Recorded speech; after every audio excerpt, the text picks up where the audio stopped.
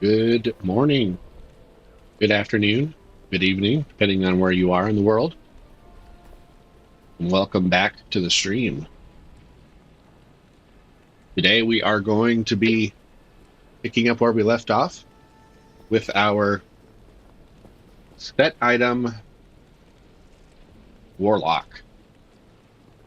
We're doing a melee-focused Warlock build, focusing mostly on the Eldritch tree. For now, we're going Cleave. Has a lot of different synergies, and it seems to be pretty good for hitting lots of monsters at once. Later on, we'll probably try out some Mirror Blades. We're also going to have a Bind Demon once we hit level 30, and for now we have Goatman for a bit of meat shield. We also have sigils to help us control the crowds a bit. And when we last left off, we had completed Radiment's Lair, and we just got the Horadric Cube after that. So now we need to get the 2 parts to the Horadric Staff so we can continue on and beat this act. So that'll be our main goal. And then if we have time, we will see how far we can get in Act 3.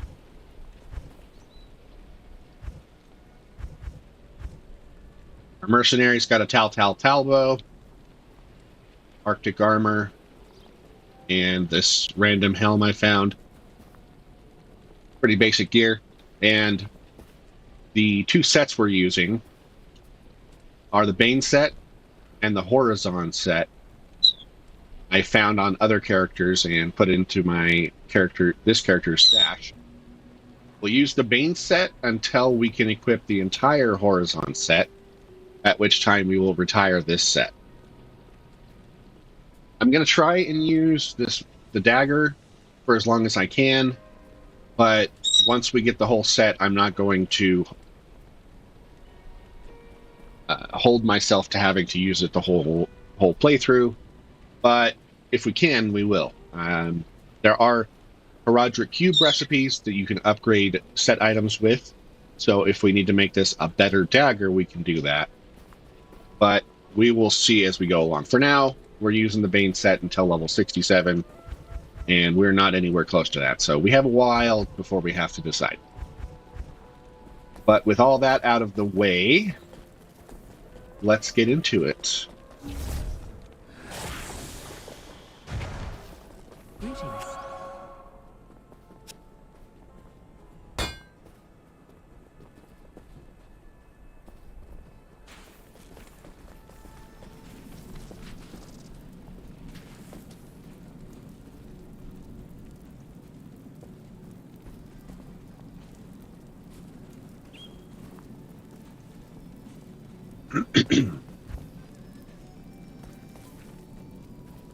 Okay, so take the Dry Hills waypoint,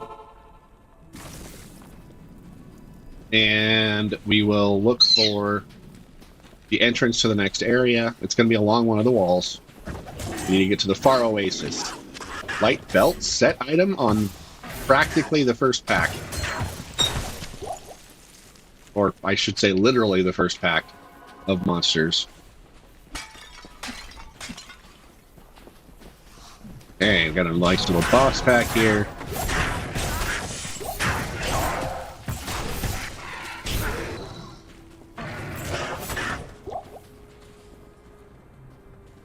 Oh, one of my settings must have reverted.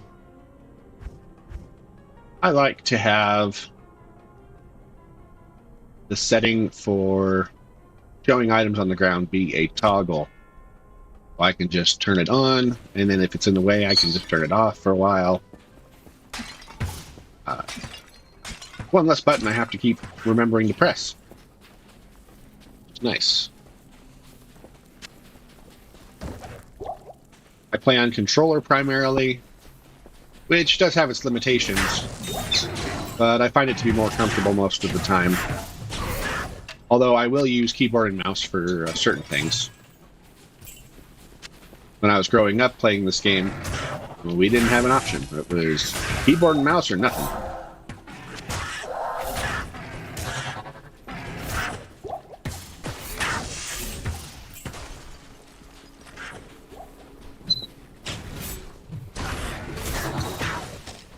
Ah, there's a corpse there, I see.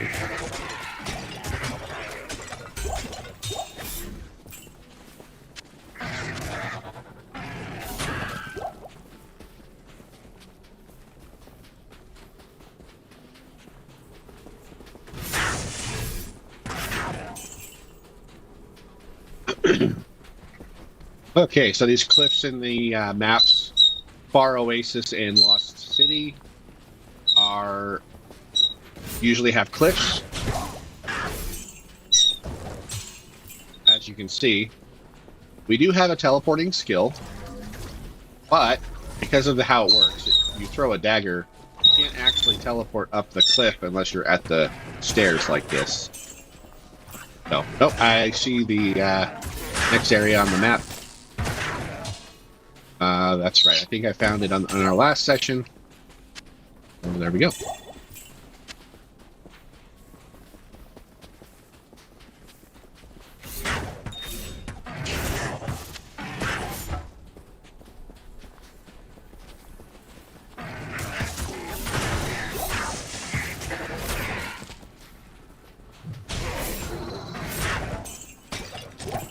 Our character feels pretty powerful. Likely because we're using an entire set. Most of the time at this point in the game, you won't have an entire set. But we want to try out the new sets that came with the Raid of the Warlock. So that's okay. And once we get later into the game, the challenge will ramp up, I promise. This game can be very difficult at times.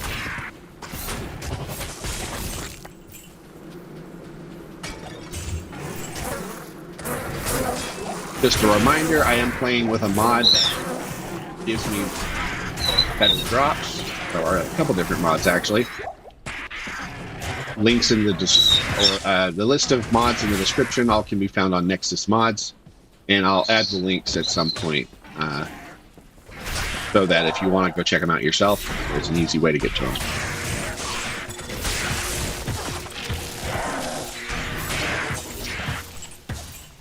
Alright, I'm just going to turn the game volume down a little bit. It is a bit on the loud side. Alright, that should be better.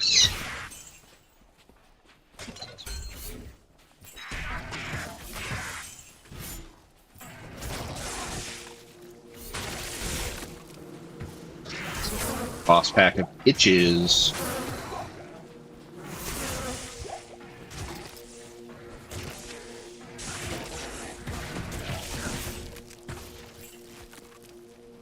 Okay. Alright, so we're looking for the waypoint. This area, Far Oasis. And then we're also looking for a hole in the ground called the Maggot Lair. That's where we'll find the first part of the staff that we're trying to obtain. I am overburdened. I'm full up on stuff. Let's see. Don't need that. But that will probably sell for some stuff, some gold. Got this skull. Okay, so this is the edge of the map on this side. So we can follow this, get a bit more of the map explored, and also have a chance at finding the opening to the next area. Oh, we don't need it yet. We will need it after we're done with the Maggot Lair. Alright, we'll head back to town, sell off some loot. Oh, I never talked to Atma after finishing the... for the Radamit's Lair quest, she gives you a discount at all the shops in Act 2. Not a very big discount, but it is the cheapest place to buy items because of that. Hey, look at that. Another copy of the belt. Well, I don't need two of them. I'll sell that. Okay. Sell off some of these random pieces of jewelry. Well, what are we wearing right now? Okay. I guess we could consider using... Well, that's not really worth it. But 68 attack rating could be useful. Attack rating is what is used to calculate with if you hit a monster. So it's usually good to try to stack that as much as possible. Early in the game, you usually don't have too much trouble, but later in the game, you need lots and lots of attack rating to be able to consistently hit monsters.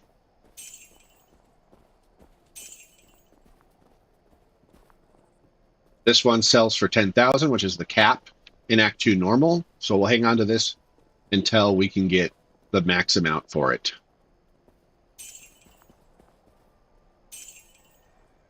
Okay. All right, I should probably replace at least one of those rings. Although the one man after each kill is nice. I think we will just hang on to what we have for now. We're not hurting for mana too badly, but it is nice to get a little back as we're fighting. Let's upkeep. Right, we can put all our gems into the tabs. Oh, looks like I don't have the right stash file, so I'll have to replace that. So before I get off, I will move all this out, replace the stash file back in to the folder, and then put these away. Got to do a bit of file juggling to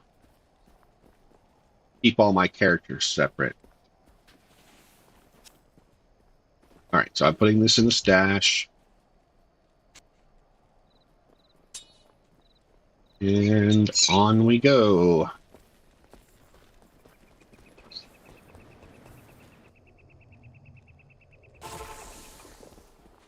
Okay.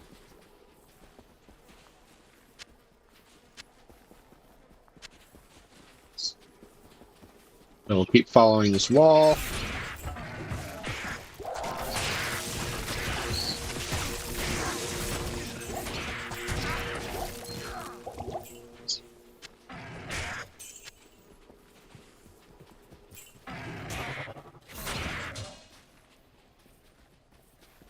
Ah, cool. Found the waypoint. So that's one of the 3 things we need to find.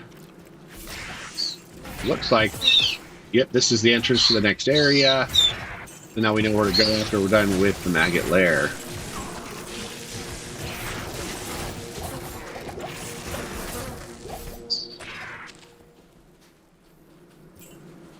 Okay, all we need to do now is find the maggot lair and head on inside. There's a trick with the map to the maggot lair, and I'll go over that when we get there. Okay, so that's the end of the map on that side.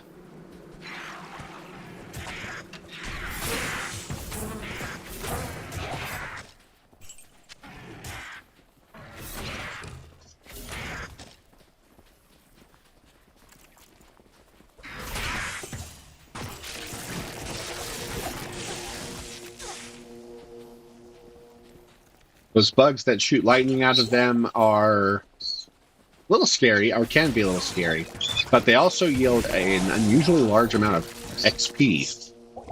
So they're usually worth going for. Taking out large packs of them especially is nice to reap some good experience. Okay, so this is the cliff edge.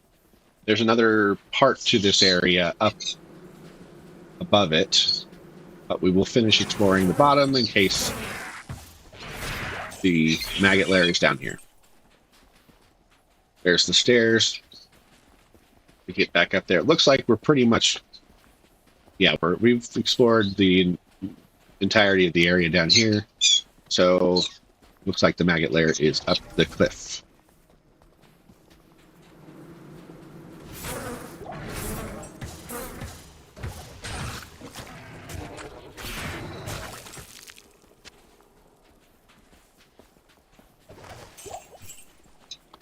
Okay. I'm just idly killing monsters, though I don't really need to too much. I am a bit over-leveled for this area. We started out on player's 8 setting, which gives us more XP early on, so that usually leads to getting a few more levels than usual. Just nice to have a nice little head start. All right, here's the maggot lair. Literally a hole in the ground. And in we go. Okay, so the tile with the entrance, the one we're in, ends right here at this door. And we're exiting this direction. And the tile with the exit stairs will be somewhere to the right. Or the entrance to it will be facing in a way where if you were to turn right directly into it, you'd hit the stairs. I'll show you what I mean when we get there. Sometimes the maps can wrap around and it's really kind of to the left, but the entrance will be oriented as if you could turn to the right to get into it from the entrance, the previous entrance. Ooh, I am way slowed down by those guys. Very tight corridors in this area. Some characters especially struggle with this area, especially summoner type characters, necromancer, druid. The warlock, however, the summoner warlock, does have a tool for that. We can teleport our minions right on top of the enemy, which is very nice little solution. So as you can see, the entrance, the exit to the entrance vestibule aisle goes this way, and then you go to the right, and the tile that has the entrance to the next area is oriented like you could turn to the right and go to it from the entrance. All right, and that's the same for Maggot Lair level 2. You go to the right.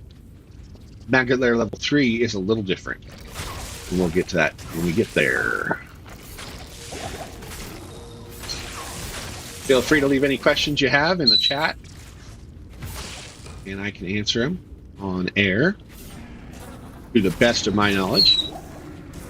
Been playing this game for a long time. I don't claim to be some sort of expert, but you pick up a few things when you play for a game for 25 years.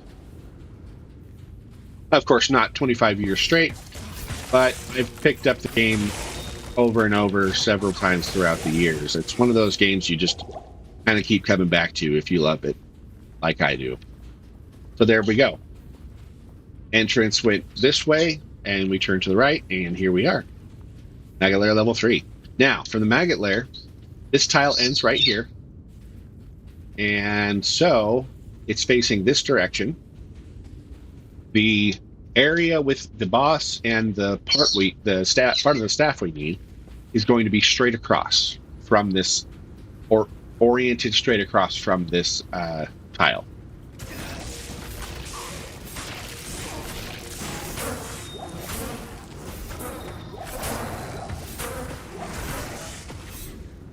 Melee characters really don't mind this area, this dungeon too much. It keeps us safer, actually, because the monsters are usually funneled, so we don't have to face more than one at a time. Not that that's much of a problem for us because of cleave, but it is a nice change of pace from being a summoner type. And level up to level 21.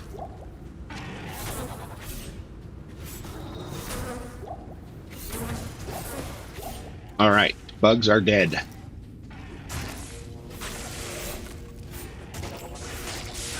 I'm going to take stock of my skills here in a minute after we finish this quest. I cannot believe how many copies of each of the pieces of this set we are finding. We'll go ahead and head back to town, sell off our loot. That is another copy of the armor I am currently wearing. The Bane armor from the Bane set. Hello.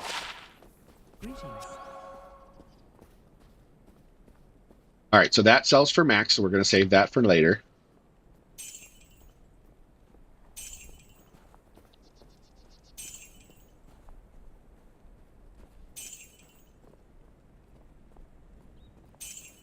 Rest of this is mostly sellable. These little sacred globes can sell for a lot because they can have plus to sorceress skills. And any item that can have plus to skills randomly affixed to them can have up to +3 in any given skill. This one has +3 to Inferno, which used to be a useless skill, but they have buffed it since Diablo II Resurrected was released. That being said, unfortunately, there are no rune words that can be used in globes. Or there are a couple, but they don't actually help the sorceress in any way.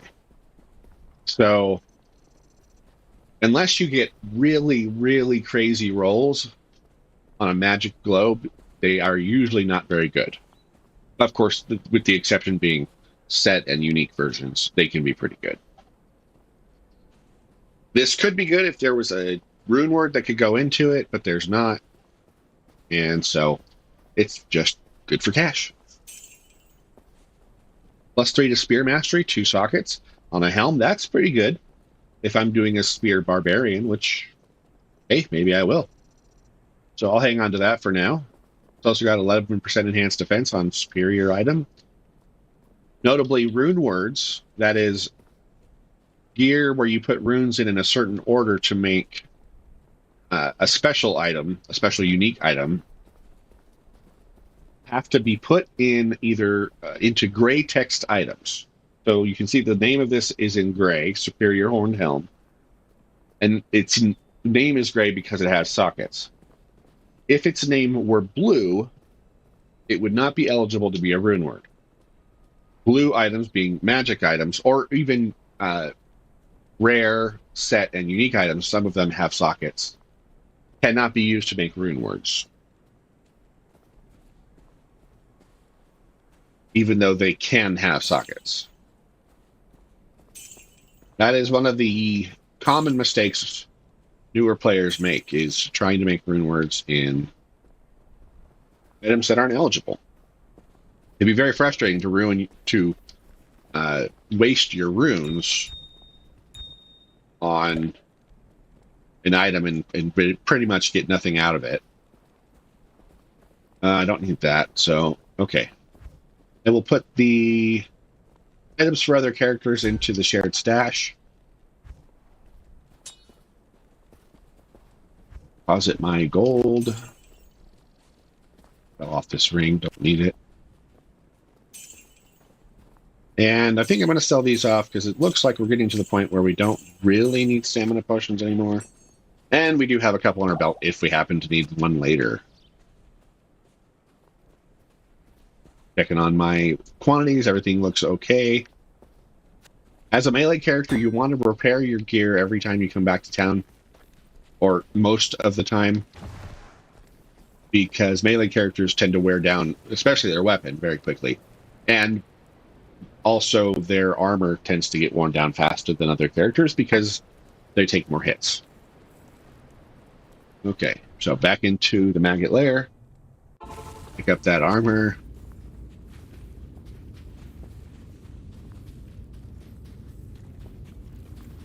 Okay, so this tile we're entering is the boss chamber, and it is oriented straight across from where we entered this area.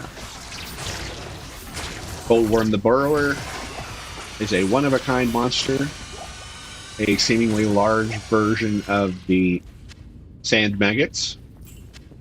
Does not move, but it spawns more sand maggots and will poison you. Set chain gloves. Those are Plague Claws gloves. We'll check those out when we get back to town. The poison she deals can be pretty powerful. As you can see, it did reduce my health quite a bit, and my Goatman's health is going down. I can just resummon him if he dies. It's not a big deal. Check out this book. I like my Levitation Mastery one for now. but this book's not bad. So, pop the chest, and the Staff of Kings will be found within. That is one part of the staff we need for the end of this act. And once you're done here, if you've found the waypoint, which I like to do, you just head back to town, use the waypoint to continue on to the next area. Otherwise, you have to backtrack through the entire maggot lair, which can be pretty annoying. Okay, so we don't need that. Don't need that or that. This is the Staff of Kings, one part of the item we need for the final part of this act. This is the same type of armor we have, but it has 2 points less of defense. So we can sell that off. Sell that off. Oh, Cleglaw's gloves. We already have a copy of these. They're not bad. And we do have the shield. But we've also got this pair of gloves with mana and life leech, which is really good for a melee character. And this +2 levitation mastery is giving us better chance to hit, better damage. So I don't know that we'll find a use for them, but we'll keep them for now. But we don't need a second pair of the gloves. This up here.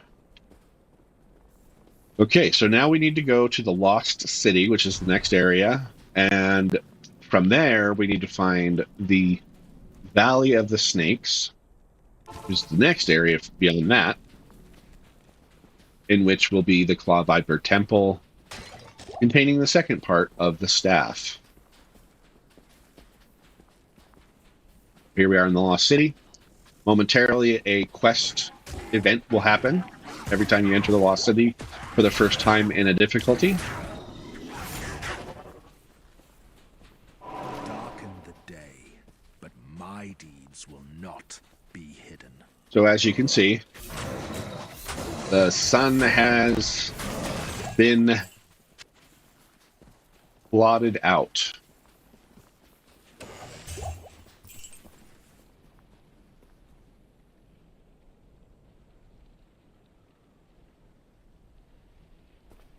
Okay.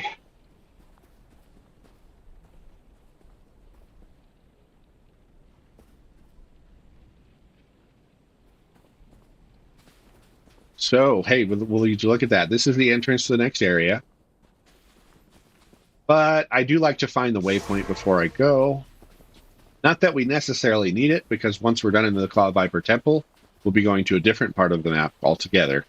But I still like to find it. So a trick you can do, open a portal next to the area you're going, if you're looking for the waypoint specifically.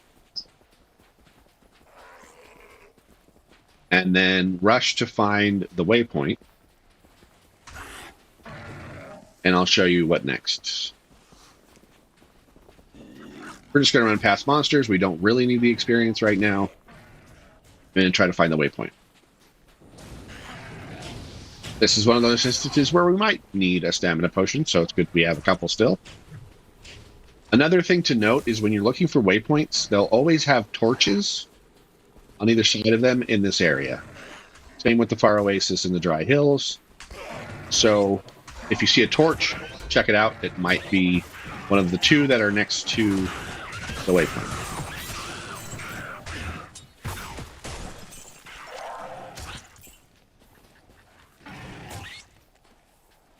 Just explore to the edge. Make sure we don't miss it. Okay, so it's not up here.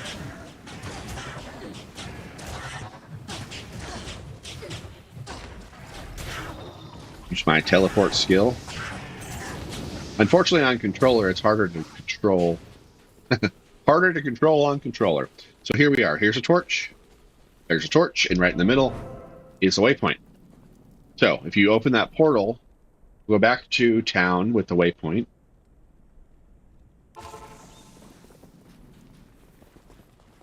While you're in town, you might as well sell off loot and repair and heal. We got a set helmet for Eisenhearts. +6 to dexterity. Damage reduced by 2. Our all-res 10 cap is better for now, but we'll hang on to this in case we get more parts of this set. It's not bad. 23 defense. I might actually give that to my mercenary for now. That 6 dexterity helps them out. Although, well, the damage reduced by 2 is also nice. Let's see what we get. I'll put that to good use. It's a little bit more damage. She'll keep that cap for now, but we'll keep this in case we find more parts and see if it's any good. +3 to summon Goatman. I'm going to put that on switch. So you have 2 different weapon slots you can use. And a lot of people use the secondary slots for what we call pre-buffing. You put gear on that buffs certain skills that you only cast before you go into fighting. And you switch to them, you do the buffs, then you switch back. Pretty simple, self-explanatory. I've been meaning to use the Gull Dagger. We'll hang on to it for now, but I keep forgetting. We'll use it. We'll try to remember to use it when we fight monsters that have good drops. You get even better drops. So, swapping to this means that I'll have a more powerful Goatman to summon. But he'll be more powerful, and he'll retain that more powerful status even when I switch back.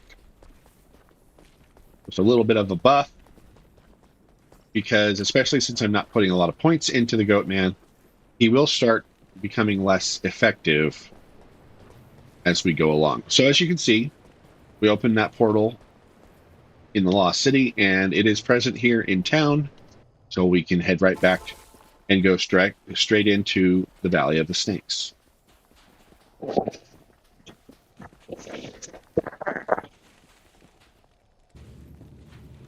Okay. Shadows ascend from here. Not every entry tile to this area can be read. Some of the tiles don't really have a direction that you exit out of from them. This one does.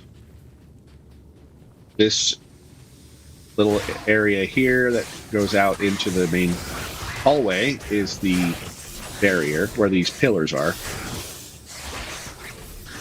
Gotta watch out for these fire vipers and salamanders. They do knock you back, and they can do a lot of damage.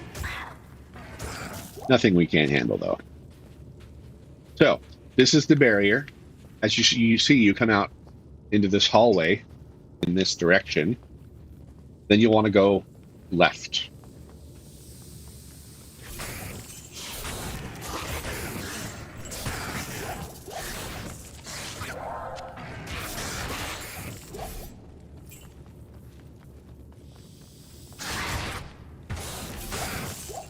Boom.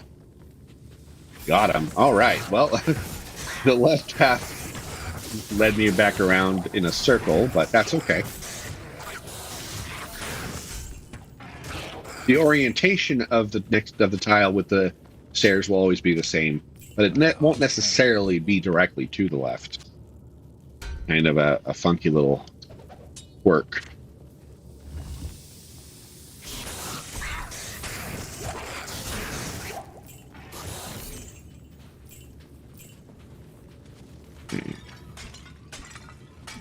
Good old gaming staple, breaking pots.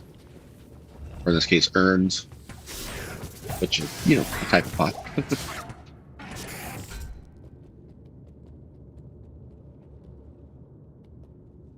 Okay.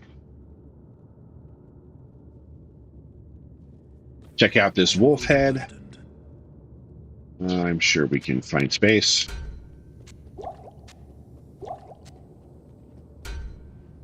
I didn't even do that. That's okay. Lemon Spirit Wolf. That might sell for something. Okay.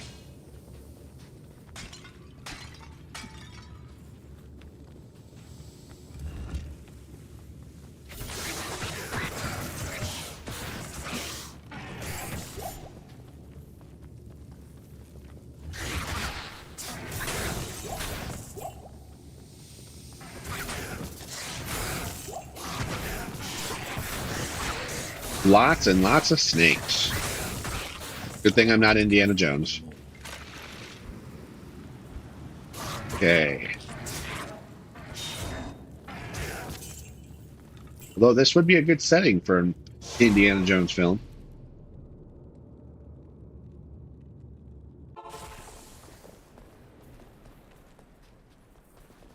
Good day. Greetings. Okay.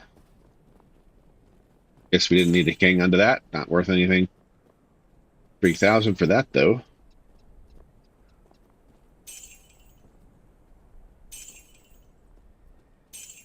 Same with that one. And +1 assignment with Spirit Wolf wasn't really worth much, but that's fine. +1 to amplify damage. Also not worth a lot. Cool. Repair gear. Nice and easy in this act because the healer is the same character that also repairs your gear.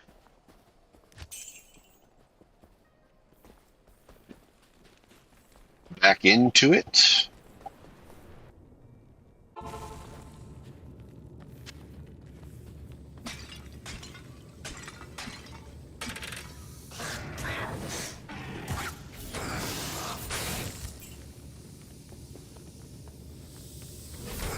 You see anything on screen, you're not sure what's going on, you have any questions about it, about the game, feel free to ask them in the comments, and I will do my best to answer them. Okay, so we've come all the way around back to the entrance area, or close to it. We're not quite there yet. Got a few filthy snakes in the way.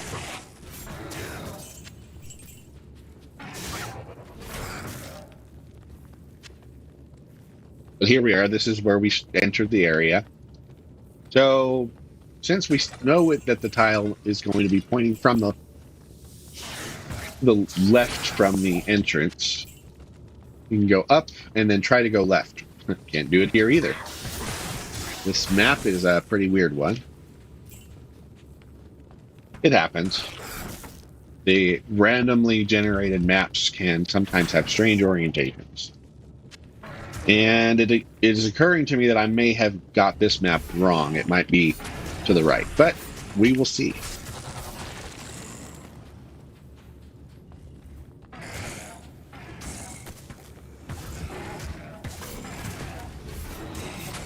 These sarcophagi will keep spawning zombies until you destroy them. Oof. Okay. Circle of pots. Urns.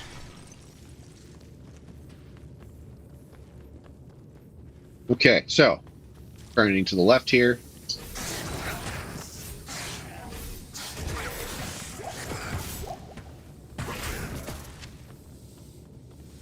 Clear out these monsters. And especially in this dungeon, you do need to be careful in the second level because there's a boss pack of the snakes, and they do a lot of damage and can easily burst you down to death. So here's the entrance. As you can see, we kind of turned left on the map to get here in relation to the entrance.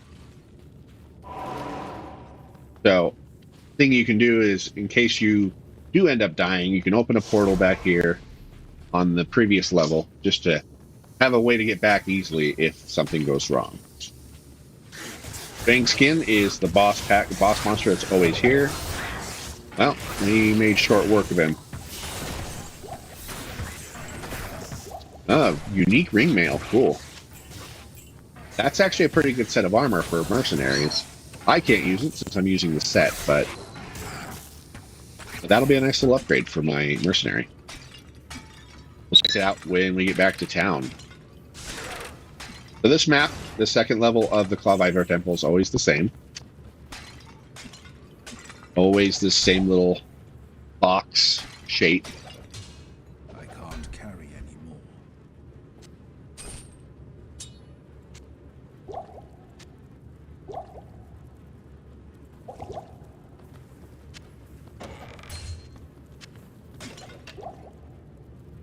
See if this is worth... Okay, so I don't need that. Doesn't have any plus skills. That I'll hang on to. Grab this. Static field. Probably not going to sell for a lot, but I might as well grab it since we're about to leave this area. Grab this gas potion. Okay, so there's a little set of steps here. Alternatively, if you have a teleporting skill, you can teleport into the middle. Painted Sun Altar. Break it. It drops the Amulet of the Viper and also cures the sun problem. Just claw fibers. How disappointing. And then you can just, as we did with the Maggot Lair, head back to town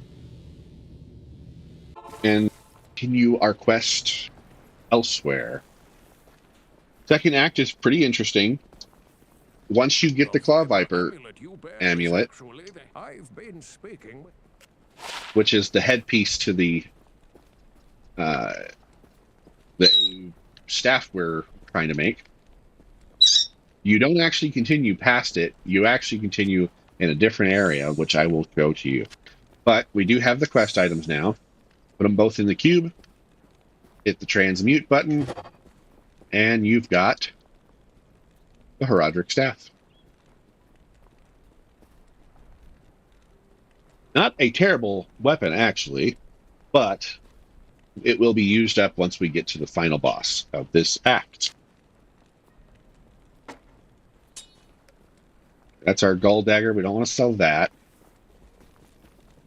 In fact, since I've already got my goat man, we'll go ahead and just swap this out. So it's there if we need it. Excellent. All right, we already identified all our stuff, so let's go ahead and see what we got. Plus 39%. That's not good. That's no good. Lightning resistance, but the helmet my mercenary has is better. Mine is better. Although, funny enough, it has the ethereal cannot be repaired and repairs durability affixes. One of the few ways for ethereal items to be repaired. Unfortunately, the rest of the helmet is not very good. All that off. That. All that. And that. It sells for 10,000. We'll hang on to it and sell it for more later. 72 to attack rating. Probably don't need... 3 to life. That's not any good at all. I don't need that. That, what does this do? 10 to life. I don't think we really need this 1 to 2 fire damage, honestly. It's, for a Grand Charm especially, not very good. Okay. Dark Glow. This is a great armor for early on for a mercenary. Extra resistances and more rare. It increases your maximum resistances. For the mercenary and the player character, your maximum cap for all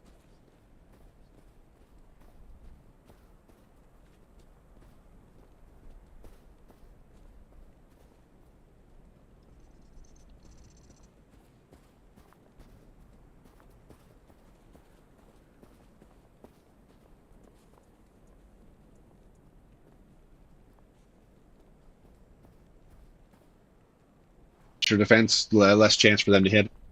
The attack rating doesn't help her because mercenaries don't use attack rating. But that's okay. This is still a really good armor. Basically the same as what we have now, with, or strictly better. Has the all resistances plus 10, just like the armor she's wearing now, but with all the extra stuff added. Good upgrade. Good use. Increases her defenses. Does not change her resistances because she already had plus 10, but more defense and everything else. And if she wears it until she gets to the point that her resistances are capped, she'll have them at 80 rather than 75.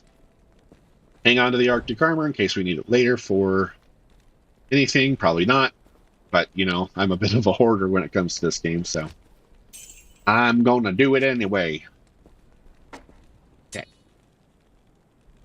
Everything is sorted. So, Check our quest log. That one is done. The Tainted Sun. This Heraldric Staff quest wants us to take it into Talrosh's tomb. And Arcane Sanctuary quest wants us to talk to Drognin. That's this guy in orange up here. Good day. Orange and red. I've been researching the old record. And he points you in the direction of Garen, who is the lord of this city. And he points you into his palace. When the troubles began here, I allowed the terrified harem guilds to join me within the safety of the palace. All was fine until one night. Screams echoed up the stairwells from the harem. My guards arrived to find the poor girls being slaughtered by a merciless band of hell-spawned demons. My brave guardsmen tried to push the demons back into the mysterious rift from which they came. Ever since, my men have fought a losing battle. Demons have continued to pour through the rift into the palace. Ultimately, I hired Grays and his mercenaries to help protect the rest of my fair city. Drognin believes that the Arcane Sanctuary lies buried underneath this palace, since Lutgalain occupies the site of an ancient Vigerai fortress. My palace is open to you now. Take care. So we've got to go into his palace. I've heard of your many His guard here, Stay out of trouble. or before he would have said, "You're not allowed." Now he permits us to enter. This is the harem area, level 1. It is always the same, and there are no monsters on this particular level. There are 2 sets of stairs. Doesn't really matter which one you take. And then these maps are, there's 2 levels to the harem, and they're always mostly the same. There will always be stairs in the corner along the one of the walls. In every corner has either an entrance or an exit to this area. The other set of stairs leads to the other set entrance to this area. And then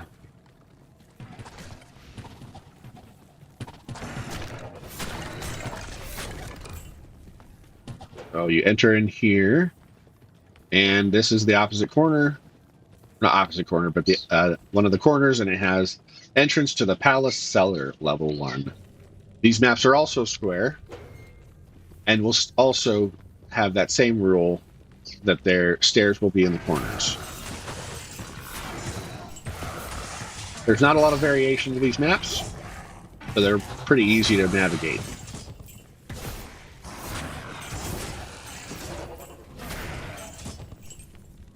And Palace Cellar level 1 always has a waypoint in near the center. These grates can be teleported through. And here's the stairs in the other corner. Palace Cellar level 2.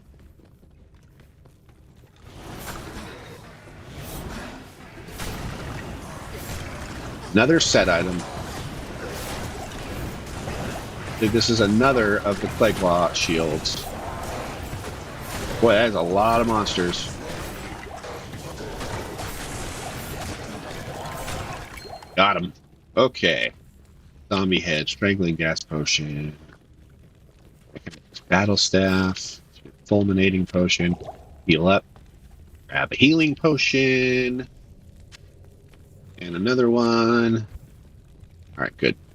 Check these staffs, make sure, okay, that'll sell for something. That'll sell for max. Tell you right now, even though it's ethereal, it has a whole bunch of plus skills on it. Okay.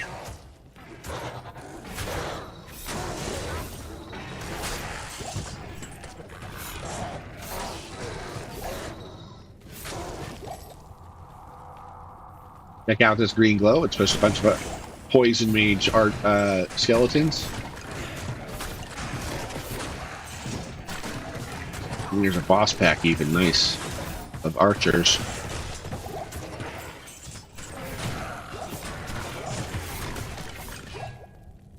All right.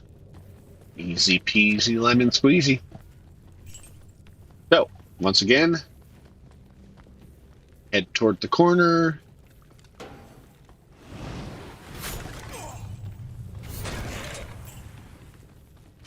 And you'll find the next set of stairs. This is the last level of the Palace Cellar.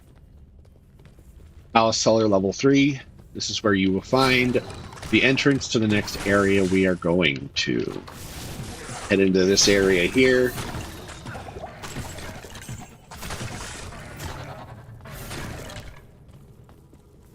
Head down this way. Might as well grab that. In this room, usually, will be a boss pack. Sometimes they're not in this room, but they are this time. This is Fire Eye. He's always here guarding this gateway you see.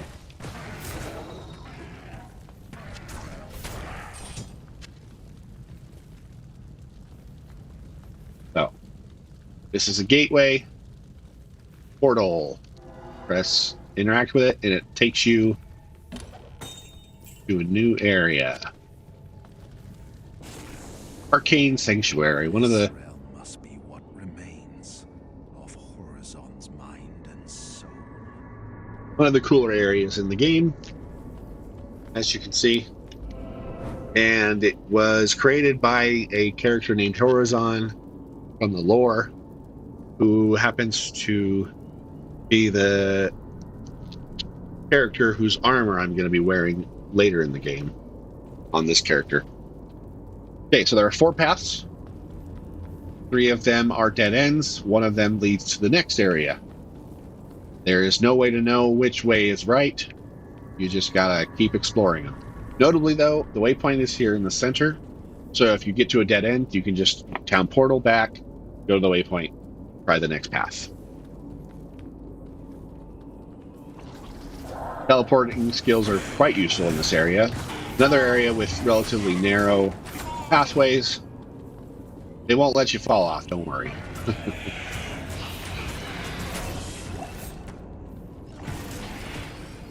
These specters can float over the empty space. And unfortunately, if they die over the empty space, they never drop anything. Or whatever they did drop falls into the void, I guess. So, if you can, try to kill them over pathways. These ghost-type monsters also have a pretty good chance of dropping runes, so... Hey, speaking of runes... That's funny. So it's usually worth it to try and kill them, especially if you see large packs of them. I can't carry it. I am all full up. Let's go ahead and head back to town and sell off loot.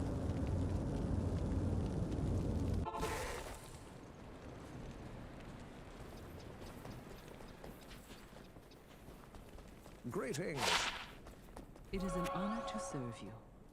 Another Cleglaw shield. Don't need an extra one, so we'll go ahead and sell that off. Sell that. And that. Those. 8,000, nice. Another 8,000. I like to check rare weapons. You never know when they're going to have pretty good modifiers. Not all rare weapons, but certain kinds. That sells for a lot less than I thought it would. Probably because those are low-level skills and it's ethereal. That's okay. 5 grand is 5 grand. 88 to attack rating, some life bleach, 1 mana after each kill. I think that is going to be an upgrade.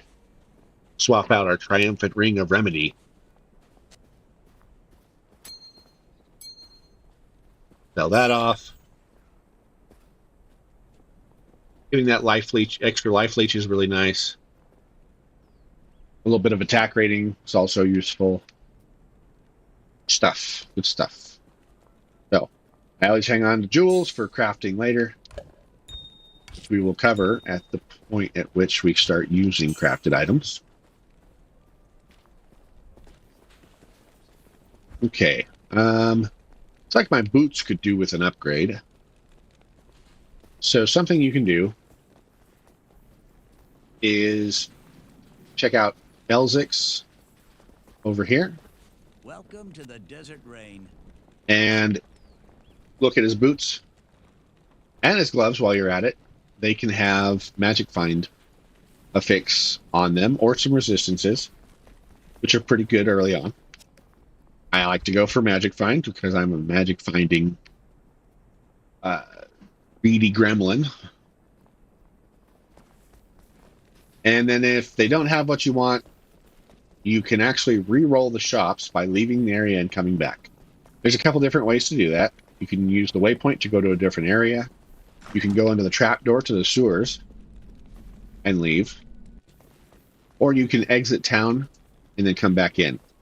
Give yourself like 2 seconds after you exit town before you come back through the entryway, because if you come back in too quickly, the shops won't reset. But here we go. Another perfect example. 22% Magic Find, which honestly, while I do like these gloves, I don't necessarily need them right now. We are pretty much raffle stomping anything we run into, so let's go ahead and throw those puppies on. Hang on to these for if we need them later. Didn't have any boots, so I'll come over here and check Farah. We'll just do this a couple times, see if we can find some cool boots.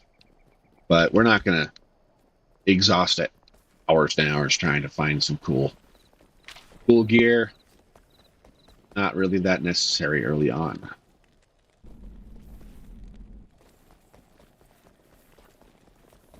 Welcome to the desert rain.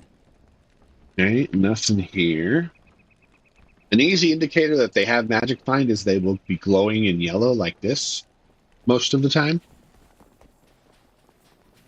So you can keep an eye out for that. How may I help you? Okay. And we'll just continue on for now. We did get some gloves, which are cool. And settle for that for now. All right, back into the Arcane Sanctuary. This amulet, these gloves. I always pick up gloves and boots early on too because they could have the Magic Find like the ones in the shop. And later on, I still pick up magical gloves for a specific reason. There's a rare pair of modifiers they can have that are very, very powerful and good for a couple different characters. First of which is increased attack speed. Is good for the characters that use them in conjunction with... Oh, hey, they got set ring. In conjunction with +2 to a certain skill tree. There's several that can be on gloves, plus to bow skills on an Amazon, plus to javelin skills on an Amazon, plus to passive and magic skills on an Amazon, which is slightly less sought after, but still good. And then plus to martial arts on an assassin. And there might be one other, but I think those are all of them. I'm remembering correctly. So, you can teleport across, save yourself a little bit of time.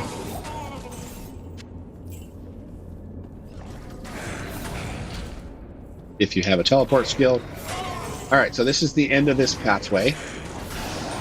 But does not look like this is the correct path. But the dead ends will always have a bit of a little treasure room here, which can be good for some loot. These boxes usually have some pretty decent drops. Okay, so we didn't find it this way. We'll head back to town and try another path. Stay a while and listen. 10%. Not bad, but ours are better. And yeah, I mean, again, we're not really in much danger right now, so I'll go ahead and throw that on, get some extra Magic Find. Angelic Halo Ring. That is a very good ring.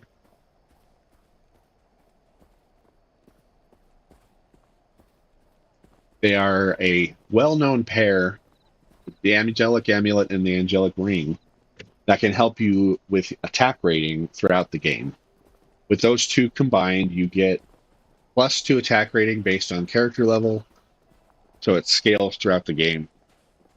Very good, very good. So we can hope to find the amulet for that. We'll hang on to that for sure.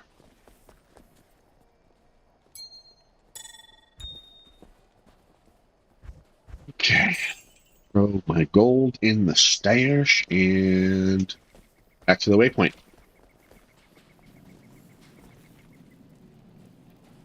All right. Try top right. These little portals lead to each other, but we can bypass them altogether with our own teleport.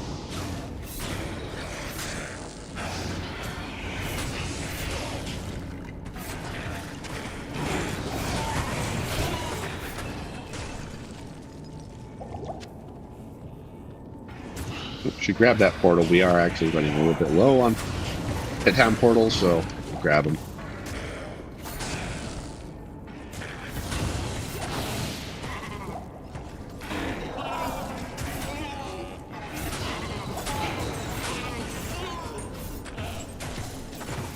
Notably, the monsters don't know how to use the portals.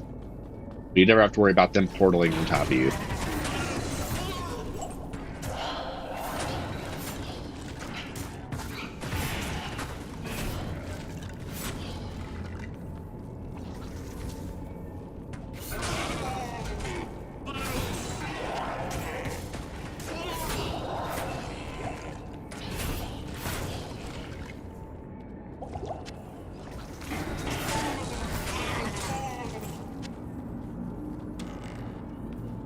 All right, we're almost to the end of this path.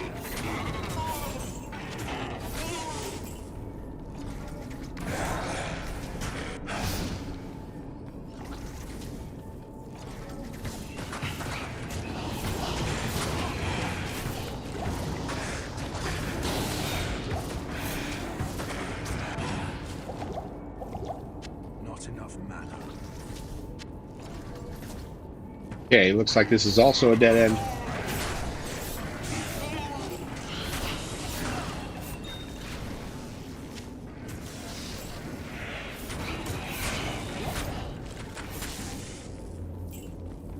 But once again, loot is loot. Hey, look at that. Tons of loot out of there. Pretty good amount from that too. And there as well. Okay. Let's grab a healing potion if there's one. Yeah. You know, grab the town portal. And that one too, and head back to town. Rinse and repeat till you get the right path. Good evening. Good evening.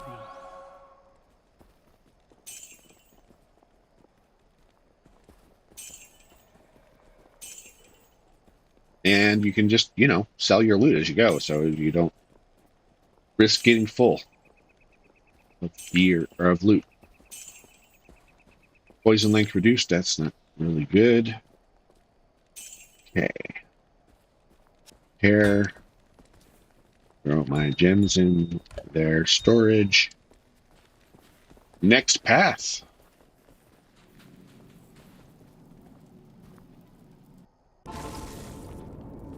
Alright, let's try bottom right. Look at all those ghoul lords. There's a boss here. Got him. Skull cap set item. That is Arcana set helmet.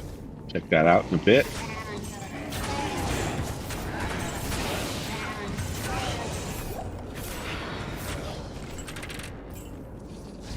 Gotta love it. Gotta love the loot. Continue on. Goatmen versus Goatmen. Or Goatman versus Goatmen. Fire Shrine. Fire Shrine is actually pretty cool against these guys. Their skills are mostly fire-based.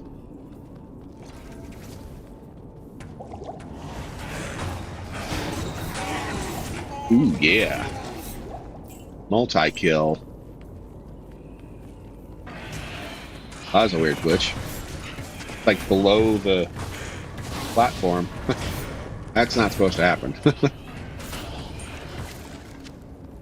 This is a 25-plus-year-old game, so glitches are going to happen.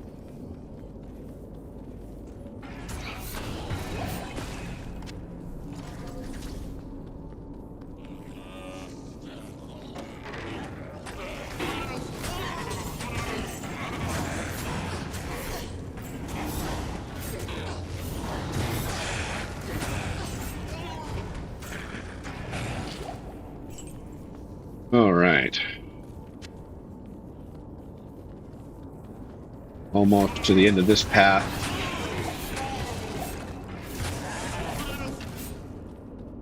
Always pick up runes. I always pick up runes. You don't have to, but sometimes you need these low-level runes, even if they're not particularly hard to find. When you need it, you need it. And this is the correct path. So instead of going straight, the path curves around to a set of stairs, and there's a boss monster, the Summoner.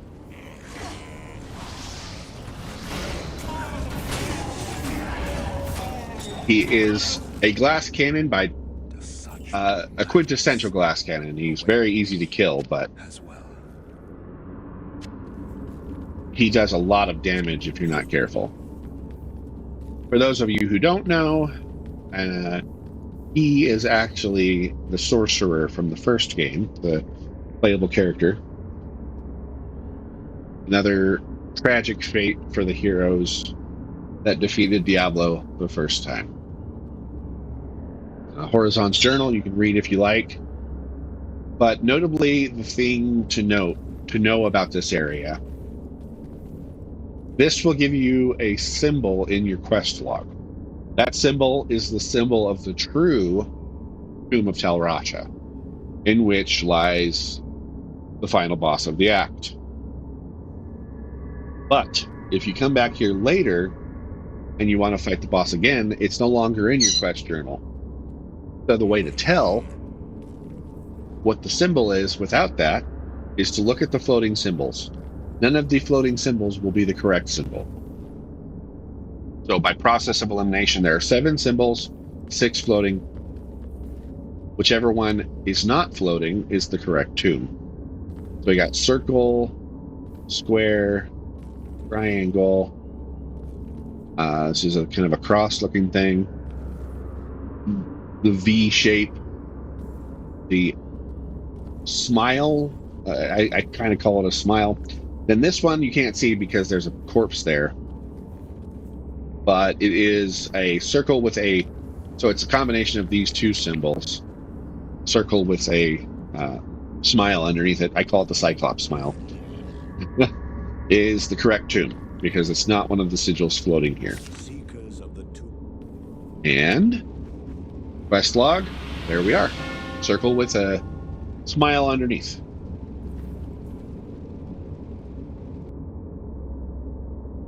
This is the Canyon of the Magi, where all the tombs are, all 7 tombs are. You find the one with the symbol on the outside of it we're looking for, and that will be the right tomb.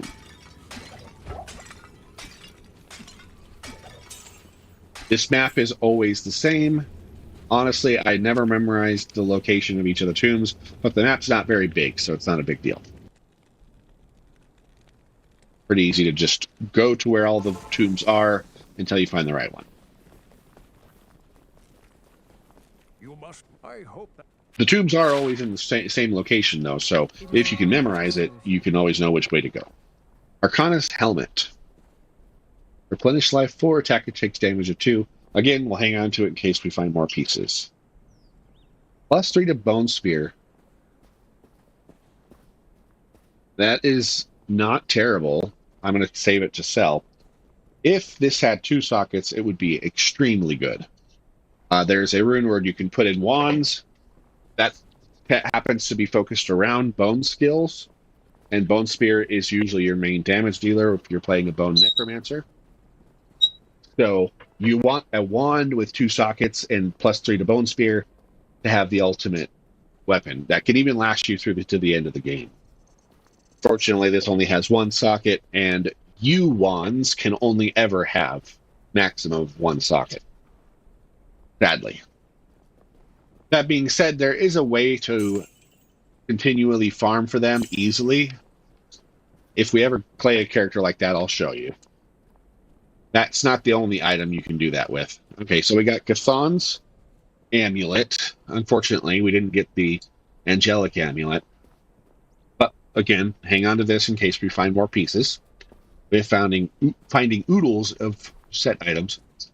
Plus 3 to defense, that's not good at all.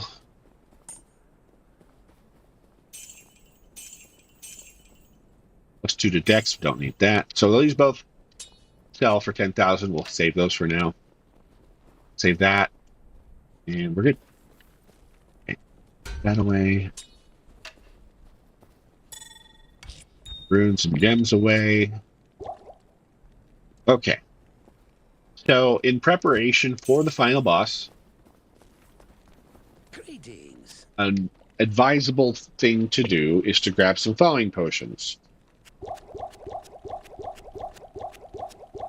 The thawing potions do two things. If you are frozen or chilled and you drink a thawing potion, you will no longer be frozen or chilled. The other thing it does is, so you can see my cold resistance is 15%. If you drink a thawing potion, for the duration of it, it increases your resistance to cold by 50%. And that actually also increases your max cold resistance for the duration. Unfortunately, I don't have enough cold resistance to get to that max, but that's okay. 65 is still way better than the 15 I had. And using multiples will not stack the amount you resist, but the duration will stack. I forget exactly how long each of them lasts, but if you drink multiples of them, the duration goes up. And you can also give these to your mercenary so that they have a higher cold resistance.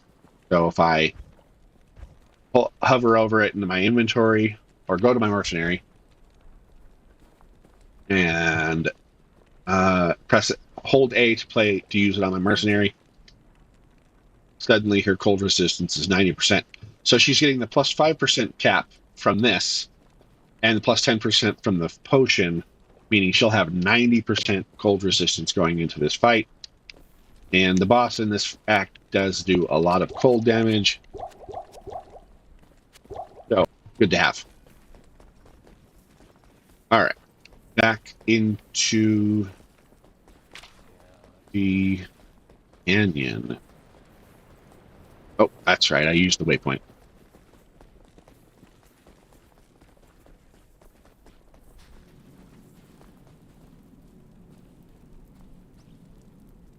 All right, back into the canyon we go, and we are looking again for the circle with a half circle underneath it, or the Cyclops smile.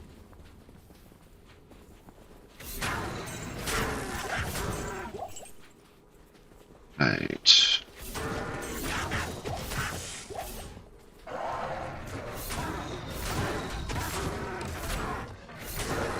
Notably, the Canyon of the Magi and all of the tombs, even the false ones, are a good place to level up until around level 23 or 24, should you so choose. I'm not going to bother. We don't really need to. We're already level 21, and we'll get there. We're not having any troubles killing anything. We're not having trouble surviving. So there's not really a reason. Okay, so here's one of the tombs. This is the one with just the half circle symbol, not the correct tomb. You can go into that. Oh, there's another set item. That's part of Eisenhart's set. We have a piece of that.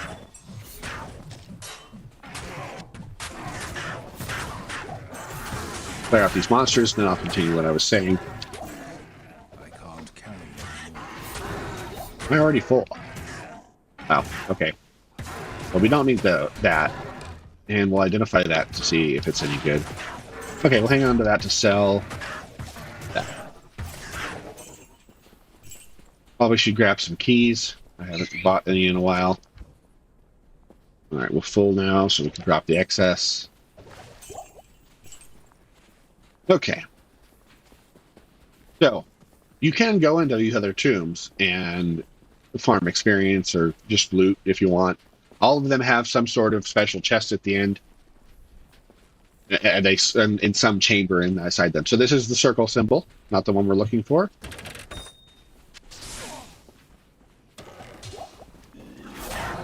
Wow, look at all those monsters.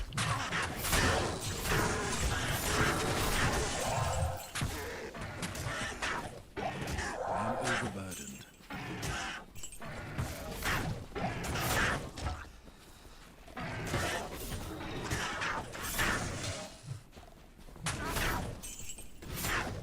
Okay.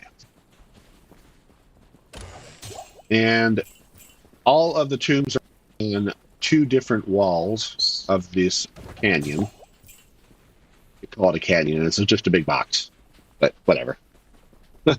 So this is the first of the 7 tombs, and the second one we already determined are not the correct tombs. Keep following the wall. The square is not the right one.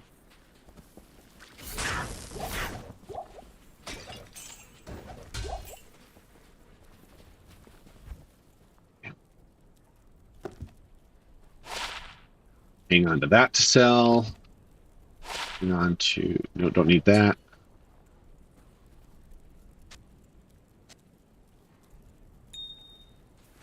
Up this helm to check it out. I'll sell for something. All right, next tomb here in the corner is the cross-like symbol. Kind of a star-looking symbol almost. Keep following along. The V-shaped symbol, not the correct one.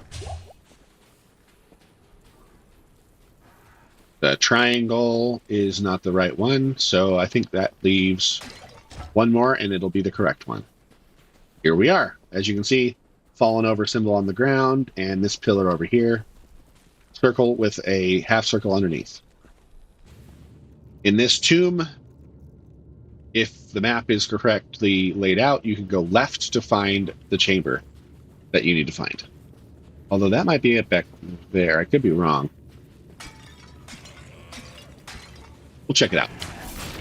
In any case, it doesn't hurt to explore maps to get more XP. Like I said, these guys could do some damage, as you saw. Before we get into this dungeon, let's go back and sell off our extra loot. Kind of filled up my inventory with those thawing potions, but it'll be worth it. Good day. This boss, it tends to be one of the hurdles that new players encounter. He can be very tough. But with the combination of my Goatman and my Mercenary and my good damage, I should be okay. So this is Eisenhardt's Lightbrand. I can't use it. My Mercenary currently can't use it. But Act 3 mercenaries, the mercenaries from the next act, can use swords. Not to particularly great effect, but they can use them. This amulet's actually decent too, so I'll hang on to that. And sell that later when we have higher gold cap to sell items for. And I will actually...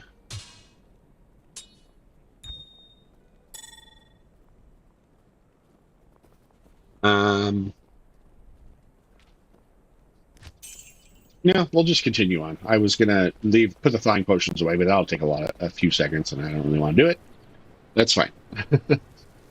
We'll be to the boss in no time, and then we'll come back to town and get ready.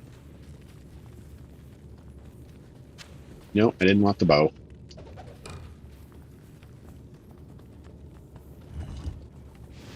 I don't know if the map tile we entered on is the kind that you can orient yourself with. I'm not 100% sure. Some of the maps in Act 2 can be oriented from, some can't.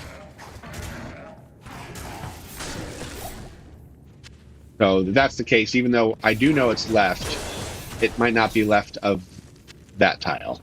All right, level up again. Let's go ahead and throw a couple points into cleave. Actually, let's make sure we're at level 22. We're going to want a few skills at level 24. Eldritch Blast. We're going to want that. Blast hex to enemies with draining magical damage and refresh the duration of our active hex, which we are using hexes. So we'll want to point in that. Hex Siphon reduces enemy damage and gives us mana and life after each kill. Might want to try that out, so we'll put a point in it when we get there. We will want Engorge eventually, but we don't need it yet. It's basically a healing spell for your monsters, and you use slain enemies. But the Goatmen are fine without it. For now, they're just honestly meat shields for me anyway, and I can resummon them. When I get a Bind Demon, however, I will want this because of how Bind Demon works. We'll go over that when we get there. And then in this tree, Sigil Death, I would probably want to use that. But I won't need Enhanced Entropy. So I'll have one. Oops. Wrong button. 2, 3 skills I want to put points into. And we're level 22, so we're going to get 2 more before we hit level 24. So I can put 1 point into something now. Let's put some more points into Cleave. Just keep pumping up the arc. 264 degrees, that's a pretty big arc. Cool. All right. Move on. Grab that Grand Charm. I am overwhelmed.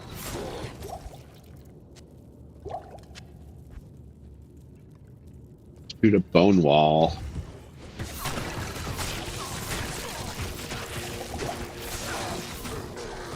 Yeah, that lightning can be deadly. Just be careful.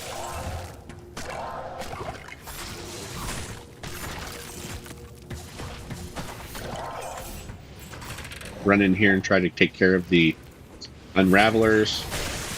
Don't do that. Don't do what I just did and run in the middle of the pack, especially with no potions. We're going to head back to town so we can get some more potions. We don't want to die. Our Goatman died. So, let's resummon. Actually, I'll use my other dagger, resummon him. Put back my armor on. How may I help you? Put my armor on, show you how strong I am. Not a weirdo, that is lyrics to a song. Well, I am a weirdo, but that's beside the point. 14 to life, cold resistance 18%. Could not have come at a better time, considering we're about to face a monster that does quite a bit of cold damage. So we'll go ahead and use that. Sell that off, and these. We can put our cube away for now, since we already have the quest item built and in our inventory. Here, that here. And we'll load up on some health potions. You can hold down X to buy in bulk, filling up your empty belt slots. And it is based on whether you have an empty slot or what kind of potion is in the bottom slot. So if I had a mana potion here, it wouldn't put health potions above it, but both slots were empty. Buy a few to make sure we don't run out.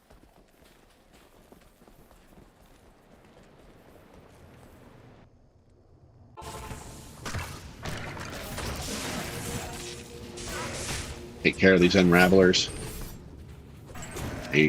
We'll bring the undead monsters back to life.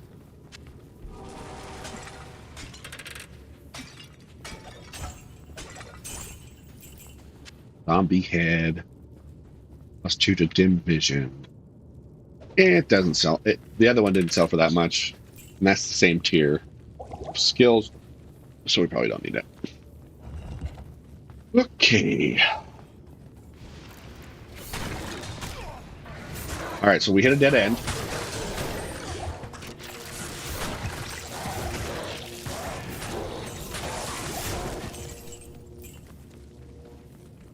So let's continue back the way we came.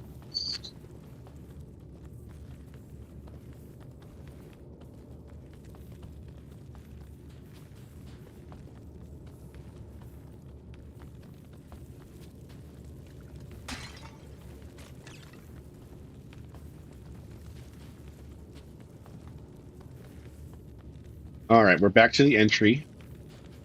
But we'll go around to the other side. I really do think the chamber we can see on the other side of this wall is the chamber we need to get to. So we'll try to get to that.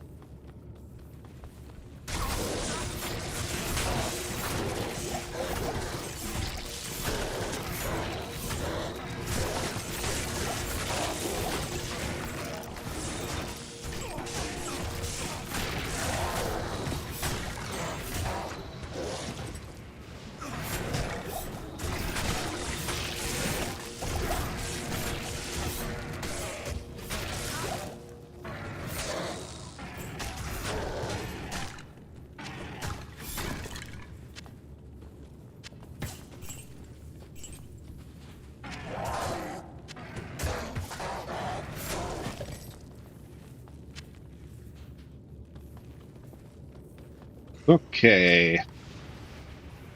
I might have been wrong. It looked like it might have been the chamber, but I'm starting to think it's not, based on the map layout we're revealing.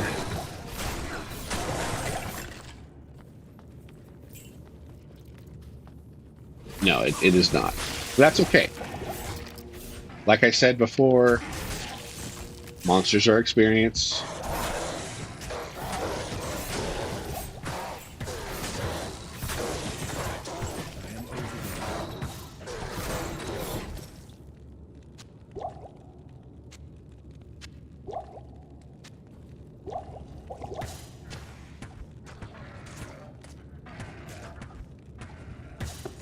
Identify this. Okay, that'll sell for some. That won't. And neither will that. Okay. Get in here and kill this Unraveler. Start on the gore bellies. These guys can be really good for the bind demon skill later on. Oh, look at that. Another set item. Let's check out this staff to see if it's something good. Okay, that'll also sell for something. So put the potion in the belt. Check out that axe. So we'll just throw this on the floor for now. 2 sockets. Nothing special. As you can see, this has 2 sockets, but it's a rare item, yellow text. This cannot be used to make a rune word, even though it has sockets. Don't make that mistake.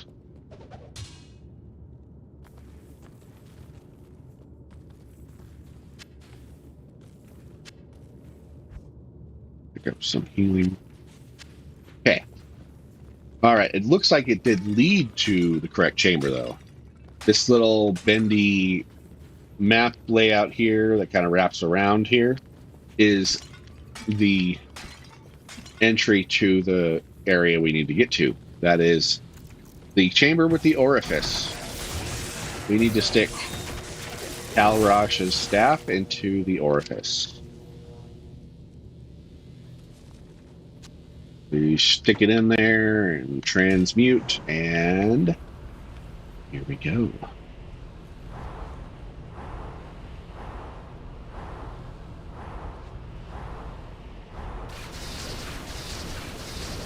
Ah, I have screen shake on. I need to turn that off. I'll remember. I'll do that later. All right, we'll heal up, grab a potion.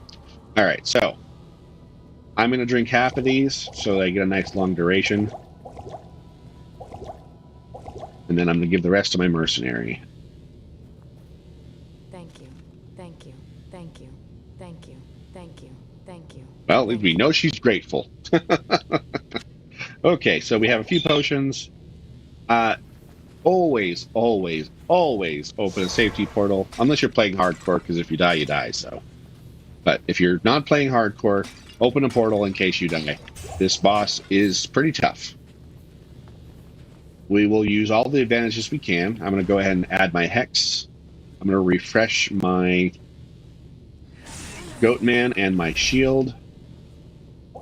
Heal up my mana points. And then I will use the sigil on him to slow him down.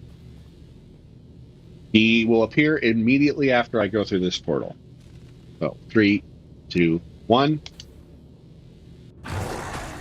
Duriel. So I'll put a sigil underneath him, slows him way down. And I got to remember to resummon my Goat Man, help distract him. The Goat Man's going to die pretty quick. As you can see, he does slow us down. But we are also doing massive damage to him. So I think we're going to be fine. Make sure to refresh the sigil when it runs out. And just like that, he's dead. That right there is a litmus test for characters to determine how powerful they are. And yes, my Goat Man died, but he only has a single point in him. Not particularly powerful. We did tons damage to him. This character is very strong. The things he drops, these are actually pretty good drops for him. There's a unique even. Duriel, in particular, is known for his not so desirable drops. But we're going to go ahead and head back, sell off our loot, grab the last 2 pieces, and then we'll continue with the story. But look at that, guys. Just like that, we beat Act 2. Good stuff. All right, save that to sell later. Arctic Gloves. 10% increased attack speed and 20 to life. We do have the Arctic Furs, which is the armor. We cannot use it because we're using our set. But we might find other pieces of the Arctic set later, so I'll hang on to this for now. Actually, let me think. Well, it's a bow, an armor, belt, and these gloves. So we couldn't wear anything except the gloves, since those other 3 items are literally our whole set. Weapon, armor, belt. But this does have 10% increased attack speed, which could be useful later on. So we will still hang on to these. 2 to strength, that's not really anything special. Another one that sells for 10,000. I can sell that. Now these gloves are good. And actually, they're basically strictly better than these. So, because they have the increased attack speed, they have even more life than these. And they even add to damage, a little bit, some faster hit recovery. These are great gloves. I really like these gloves. That 40 to life is pretty substantial for early in the game. And the increased attack speed is nice. So I'm going to go ahead and actually use these. I know I bought the Magic Find gloves, but I will hang on to them in case I ever want to stack Magic Find. We got Storm Guild. This is a decent early game shield. Adds a little lightning damage, gives you some lightning resistance. It's fine. There's nothing special, particularly like amazing about it. But if we get in the next act, there are a couple areas where there's some monsters that do lightning damage that are very scary. So we'll hang on to it in case we need it for that.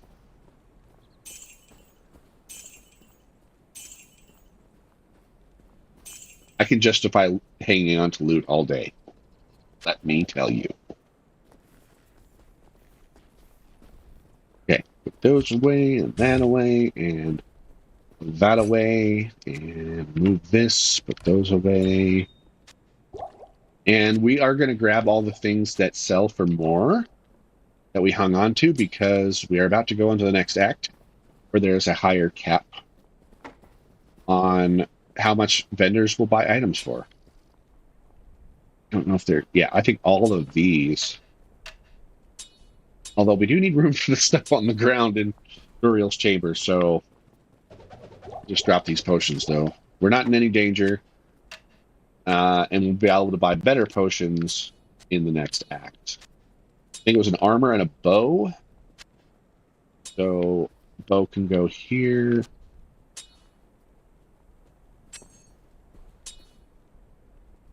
Wait, I know I can do this. Inventory Tetris. There we go. All right. Armor can go here, bow can go here. Perfect.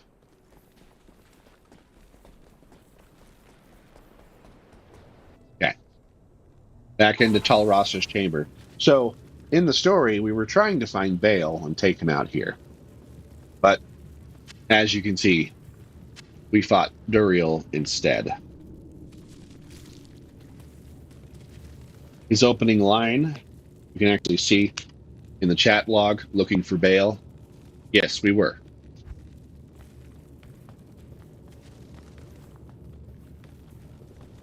So we go through to here, and we find the Archangel Tyrael waiting for us. And a bunch of giant bugs. You can actually step on them. I know, gross. But these are Duriel spawns, so they are evil bugs. Alright. I thank you for my freedom, but I did expect you earlier. I am the Archangel Tyrael. I came here to prevent Diablo from freeing his brother Bane, but I have failed. Now terror and destruction roam free throughout your world. Even now, they head towards the eastern capital of Kurast, to the very heart of the Zakarum Temple. There they hope to find their eldest brother, Mephisto, the Lord of Hatred, who was imprisoned there ages ago. If the three prime evils unite, they would be invincible. Though it is unclear as to what their aims are, it is certain that they must be stopped at all costs. I am broken, and the energies that tie me to this world are diminishing rapidly. You must take up this quest and prevent the three brothers from reuniting. You must cross the sea and search for Diablo and Baal in Kurast. Now, hurry, mortal. Time is running out for all of us.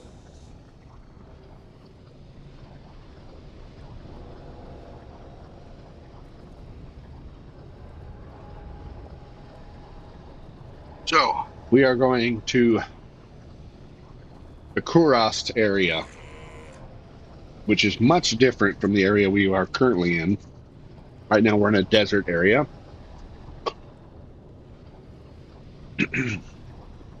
He opens a portal for you back to town. This portal will persist. Damn it! Terror and destruction will not elude me forever. Unless we leave the game. The townsfolk will want to talk to us about the quest, but we don't really need to. We just want to move on to the next area. So you can see we completed the Heraldic Staff quest by putting the staff into the orifice.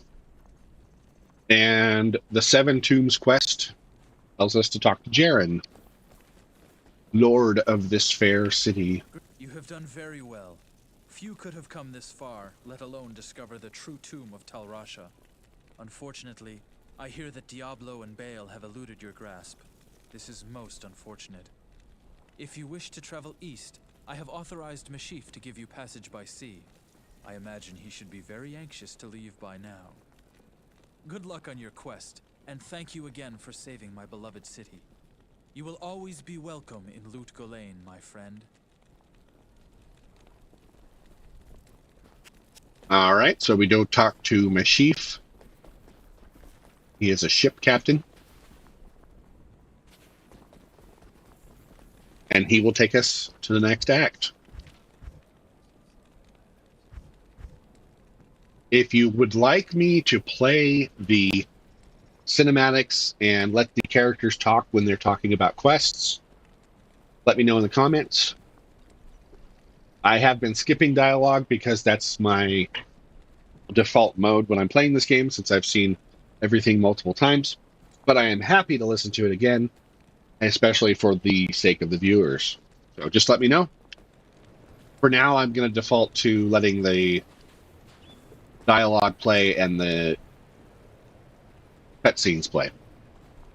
So we go over here and we talk to this guy with the sword on his hip, Mashif. Greetings. I'm Mashif, captain of this ship here. I make port runs around the Twin Seas and occasionally out to Kingsport in Westmarch. I haven't sailed anywhere lately, though. Jaren has ordered me to stay docked here in case of emergency. Jaren tells me I should take you east to Kurast. I haven't been there for several years, but rumor has it things are pretty grim. So as you can see, we hadn't actually talked to him yet.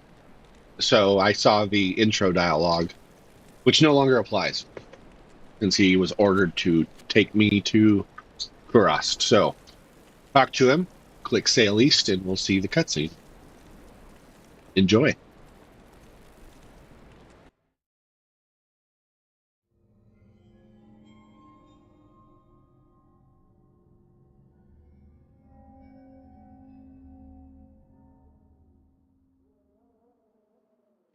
My companion drew in the dank, cold air of the tomb. It seemed to strengthen him. I stood in the doorway between light and dark. What was left of my sanity implored me not to enter. But that voice was just a whisper now. As we worked our way down, deeper and deeper into the crypt, I began to see a change in my companion. He seemed to be gaining strength. I could hardly see in the gloom, but my companion seemed to know the way. We came at last to a great hall.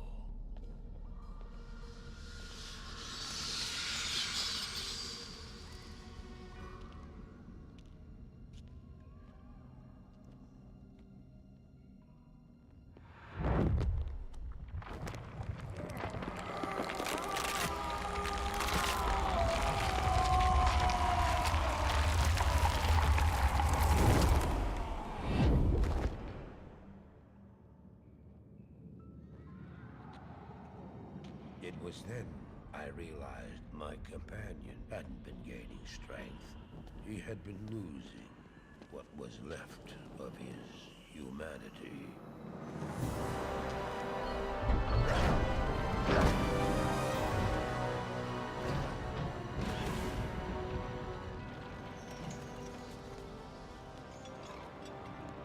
He moved with demonic speed, and then you appeared. Stop! The beast contained herein shall not be set free, not even by you.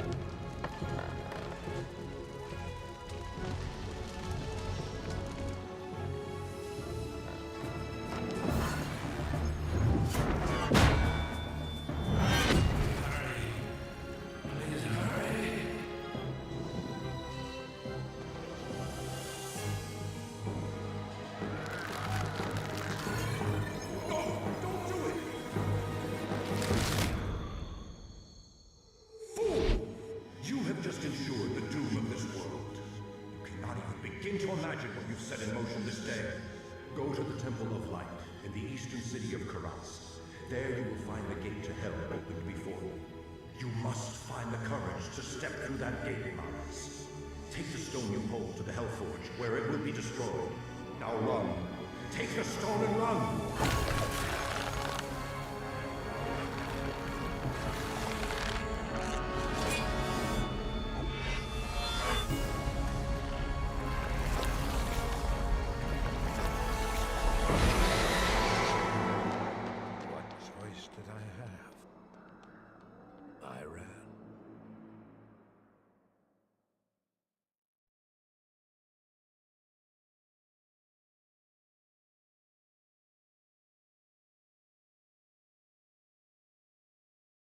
Good day. And there you go. Pretty cool stuff. one of the better cutscenes, but my favorite is at the end of this act. Welcome to Karas, traveler. Few come willingly to this ancient city anymore. I hope you brought your wits with you, for sanity is in short supply here. My name is Rakli. I am a sorcerer skilled in metalwork. It'd be a pleasure to help you. I don't have many customers these days. As you can see, the populace has been brutally decimated by the forces of Mephisto. The canals run red with blood, and demons roam the land. The wretched jungle hell has already reclaimed much of Karas. The only safety you'll find is here at the dockside, where a magical warning holds the jungle evils at bay. But I don't know how long it will last. To make matters worse, the children of Zakharum are in league with the forces of Mephisto. The Zakharum have concentrated their power in the temple city of Travancore, located within Karas deep in the jungle wilderness. It's true, their zeal is unmatched, but I say the so-called warriors of light are nothing more than the twisted puppets of a hidden hand.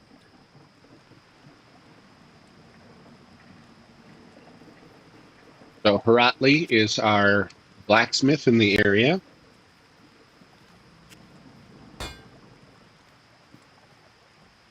Mashif hangs out here on the docks. Well, I gave you my word and brought you here as promised.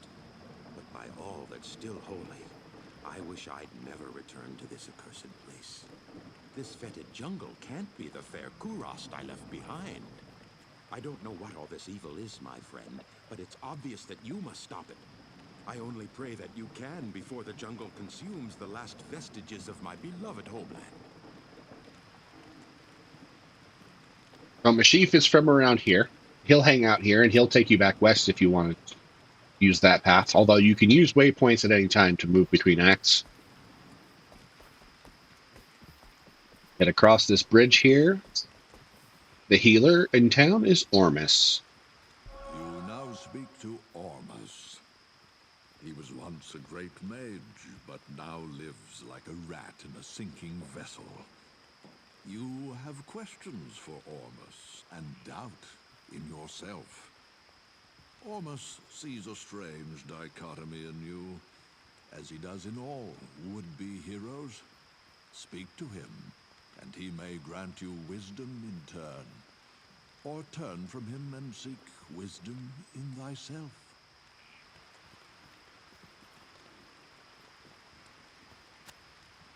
He will sell magical gear, daggers, scepters, wands. He'll sell a few melee weapons as well.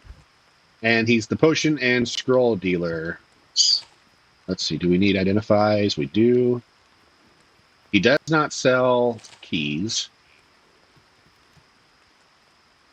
But let's go ahead and identify our items. Kane hangs out over here by the stash. I've not set foot in glorious Kurast for many years, but I never would have imagined it could be so corrupted. Certainly this must be Mephisto's work. You'd best get going, my friend. Diablo and Baal are still out there, and you must find them.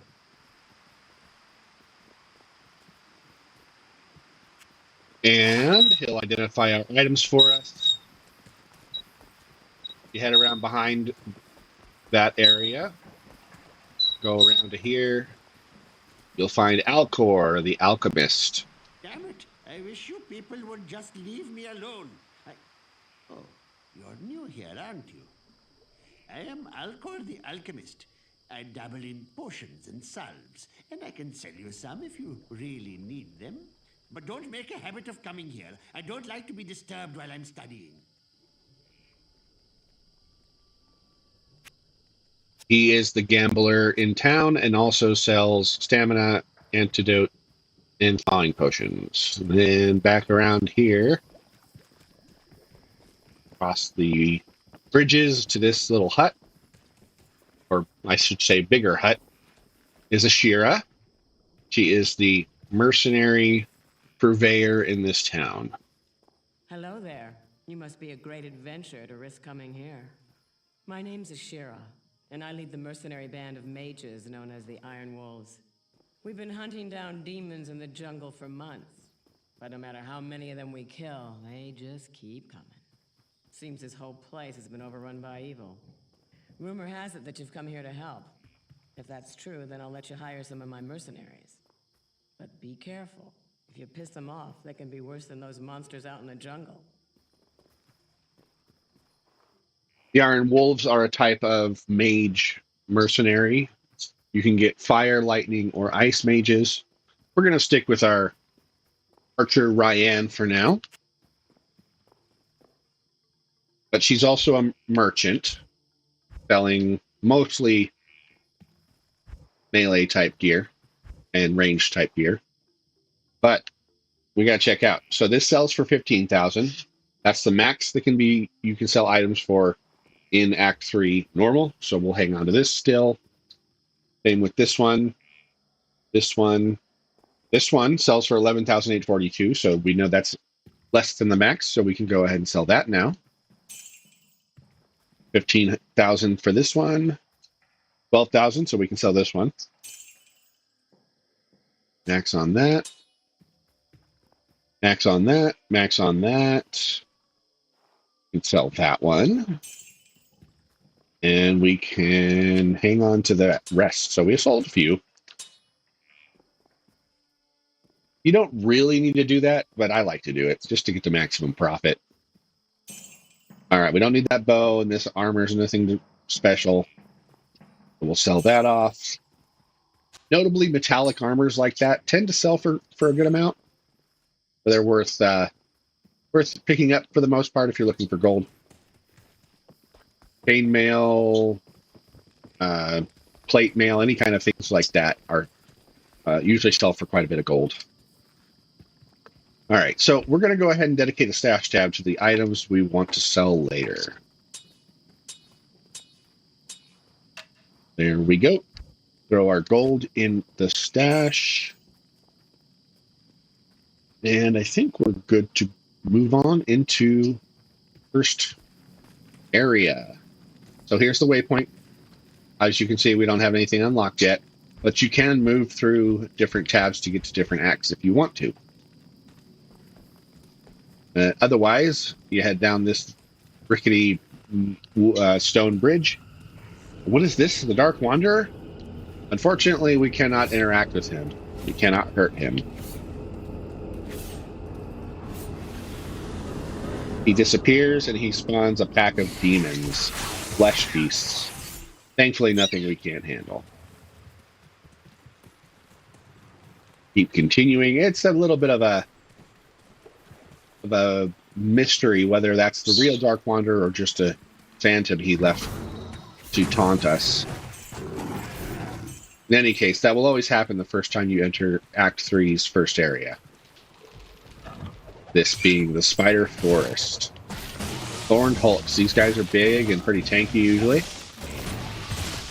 But we're ahead of the curve, so not too bad. You'll start seeing greater healing potions and the basic level of healing potions instead of just light. Potions come in minor, then light, then no prefix, then greater, and then super. You'll start seeing greater ones and regular ones drop, and the merchants will sell regular healing and mana potions starting in Act 3. We completed that quest, and now we don't have any quests yet for Act 3, but shortly we will probably find the first quest item. Another set item, light-plated boots, which chainmail will sell for a bit. So this is a boss monster. Usually the first boss monster you fight in Act 3 will drop the jade figurine. So you go ahead and pick that up. And another set item. Fools fawn over less. I'm sure someone in that backwater will value this. Eisenhart's helmet. So 2 set items in short order. Gotta love it. So these maps are somewhat confusing to a lot of people. But if you know what to look for, most of the time it's not too bad to navigate.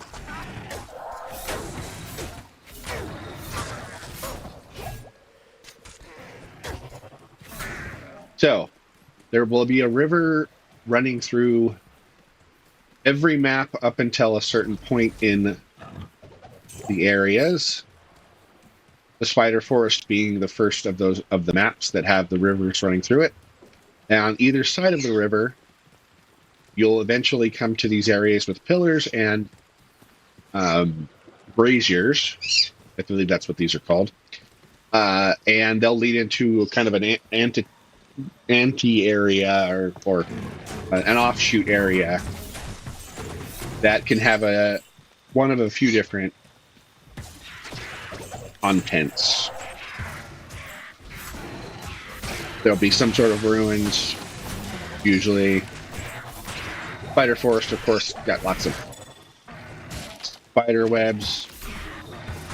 Arachnophobia warning, there are monsters in the caves in these areas that are spiders, and you have to go into one of them to get one of the quest items, or the main quest. This jade figurine is part of a side quest, but definitely worth doing, and we'll get to that when we get back to town.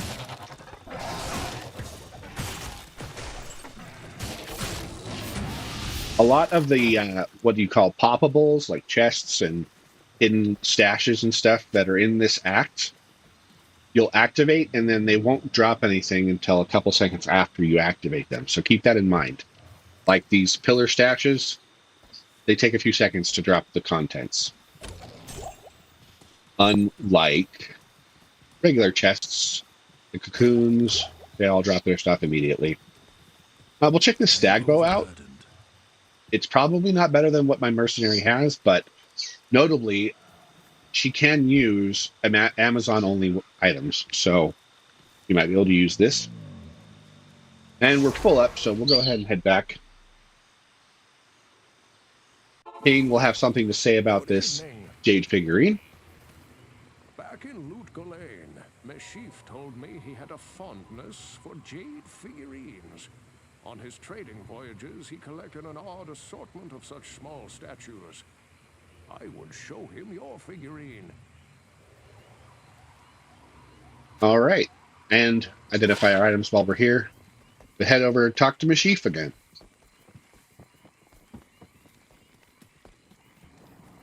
Praise you.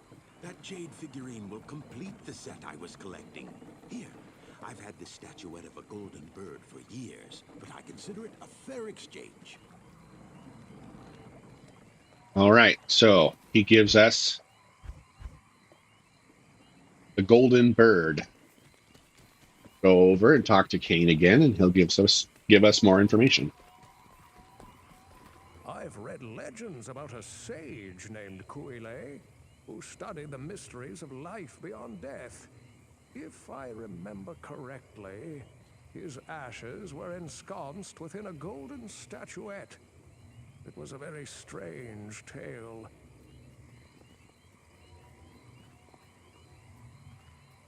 The directions are not completely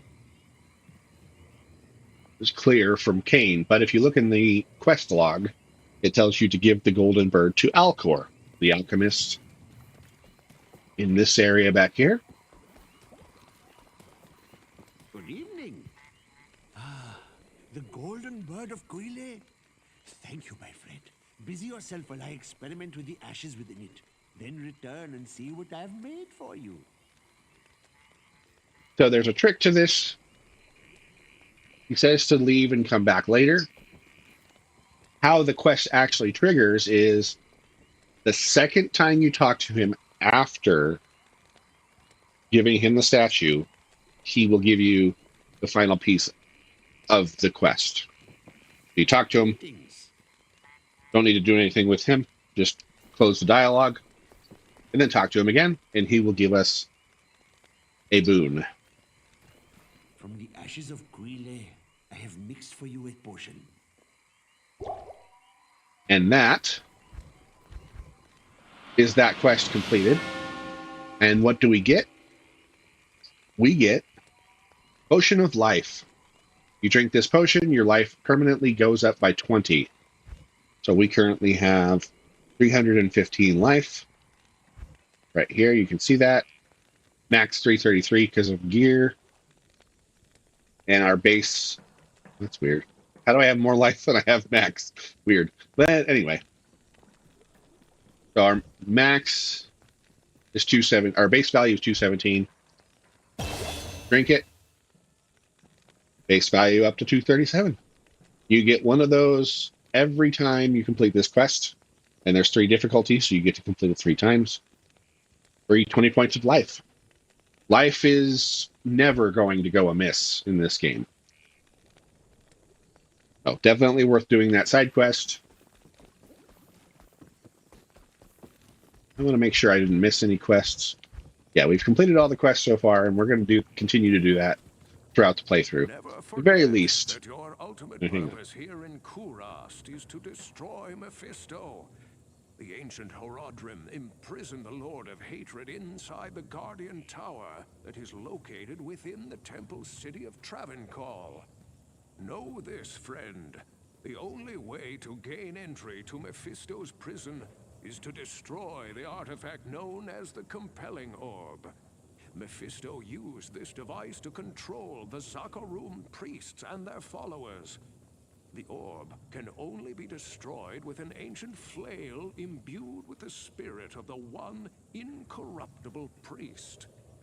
Soon after his imprisonment, Mephisto worked his evil corruption on the Zakarum priesthood. All were turned to his dark ways, save one, Khalim, the K-Hagen of the High Council. Mephisto directed the other council priests to slay and dismember Khalim, and then scatter his remains across the kingdom.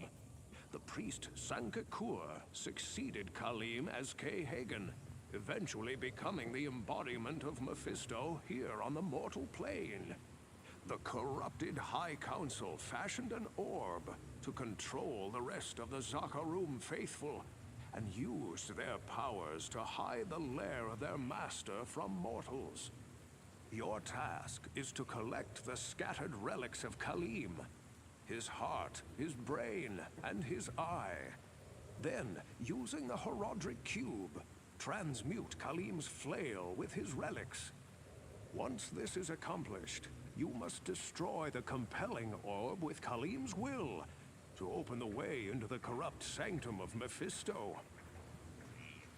So this is our overarching quest for this act. We need to collect Khalim's body parts, his heart, his brain, and his eye, and then his flail weapon, and then combine all 4 pieces into the cube and use the resulting item to destroy the Compelling Orb. That is the ultimate quest here to get to the final boss. Strangely, it is the 3rd quest, not the 2nd quest, and you usually get it before you get the 2nd quest, almost always, because it triggers once you complete the Golden Bird. Don't know why they did it that way, but that is what it is. This next quest we will run into naturally as we progress. So, good to see you. We identified everything. Let's go ahead and sell stuff off. Okay, Vidala's Fetlocks, 30% faster run walk. That alone is worth wearing, and our boots don't really do that much anyway. That extra run walk is great. And the extra stamina won't go amiss either. So we'll probably switch to those. We need a few points in strength, but thankfully we saved up some stats. Don't need that or that. This is Eisenhort's helmet. Eisenhart, not Eisenhort. Plus 6 to dex. I think we already have this helmet. So we'll probably end up selling that. Don't need that either. This armor's not better than... Well, I can't wear it, and my mercenaries is better. Our amulet is better than that. Sell that. 6 poison damage. Not Not any reason not to use that for now. All right. Put away the gem. Then yeah, we already have the helmet. And I don't think I need to. So I'm going to go ahead and sell this. But we're going to switch to these boots. So we need 50 in strength. Oh. And does our boots add anything to strength? They don't. So there we go. And we can put these boots on. You can see the big difference almost immediately. Okay. This is our run speed now with those on. And yeah, it is a noticeable difference. Running is good for obvious reasons. Repositioning in battle, escaping dangerous enemies. So, worth doing. Krotley, after he greets you, moves over to here. This is his forge. As I told you before, I placed an enchantment upon the dark side in order to keep the demons at bay. But lately, the enchantment seems to be weakening. If memory serves me correctly, there's a holy Skatsimi blade that could revitalize the enchantment. The blade is called the Gidbin. Find it, and our sanctuary here will remain safe. So this is the second quest. Search for the Gidbin, a holy blade, dagger, blade of the old religion. It will be found in the Flare jungle. So the first relic we need to find is, from Kalim's relics is his eye in the spider cavern. So we will see if we can find the spider cavern and the Flare jungle. Those are our objectives at the moment. We'll see how far we can get. Probably going to wrap it up in about 45 minutes or so. But we will be back live on Monday. So don't you worry. So, continuing to explore this little annexed area, separate area from the main path. We find the entry to a place. Oh, look at that, the spider cavern that we needed to find. So, in the spider forest, there are a few different little side areas. Two of them will have dungeons. One of the ones with dungeons will also have the waypoint. The one that does not have a waypoint will always have the spider cavern. That's the dungeon, which is where we need to go to find the eye. These dungeons are pretty small, and so can be good for quick and easy experience, some loot, but do be careful. There's a monster guarding the relic, and he can be pretty dangerous. So, trigger warning for those of you who may have arachnophobia. We are in Spider Cavern, after all. Giant flame spiders. Thankfully, nothing we can't handle.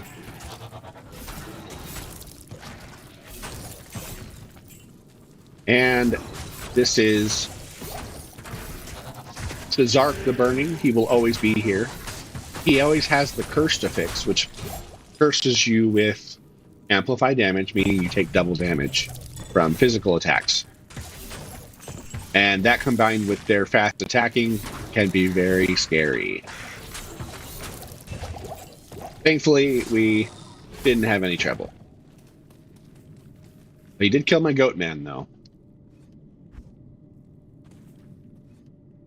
So we'll re-summon him. Okay, and as you can see, there's a chest here. Oh, unique helm. Excellent.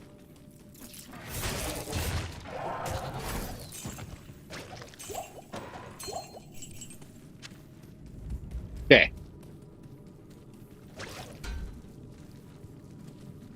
So you pop this chest. Among other things, the Kaleem's eye will drop. And it is exactly what it sounds like. It is literally his eyeball.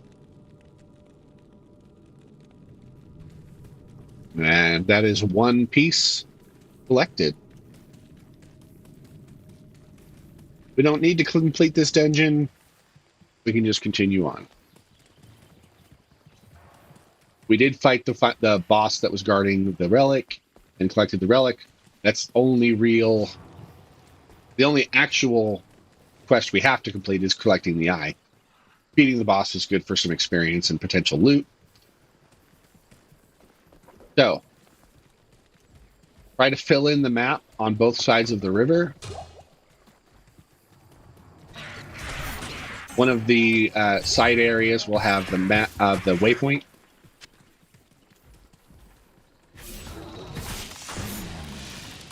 And if you have a teleport skill, it's very helpful for navigating, getting across river when you come to a dead end. If you don't, unfortunately, there's a little bit of backtracking that will usually be involved. But take heart. The experience here is pretty good. There's another side area. Once again, indicated by the pillars and braziers.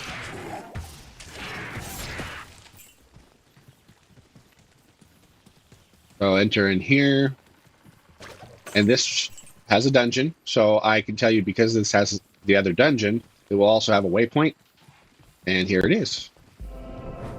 So we've got the waypoint for the Spider Forest. So now, another thing you can do to kind of figure out where the next area will be is check the waypoints. Although it's not always a perfect science, it can give you an indication of what you should be looking for.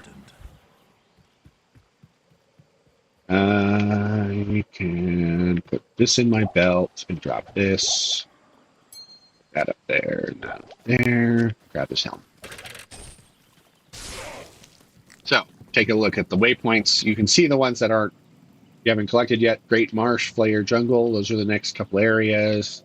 Then Lower Kurast, Kurast Bazaar, Upper Kurast. So we're looking for the Great Marsh. Sometimes Overburdened. The Spider Forest will diverge into two different directions, and we're going to go ahead and back this out. Oh, there's a waypoint right there. Silly me. Well, what are you going to do? Anyway, sometimes... Kaleem's eye. Only it can reveal the true path to Mephisto.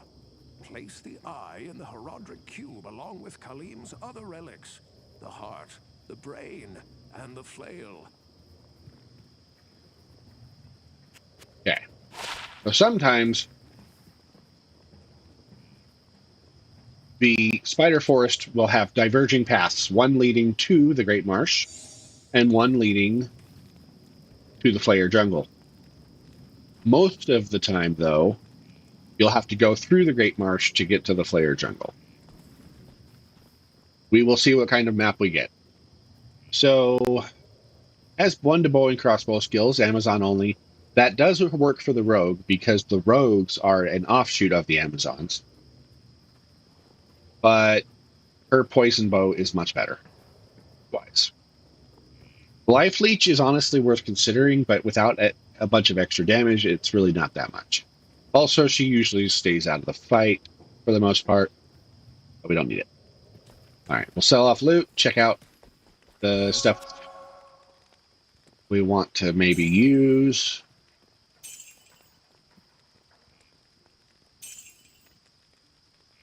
All right, 15,000. We'll hang on to that.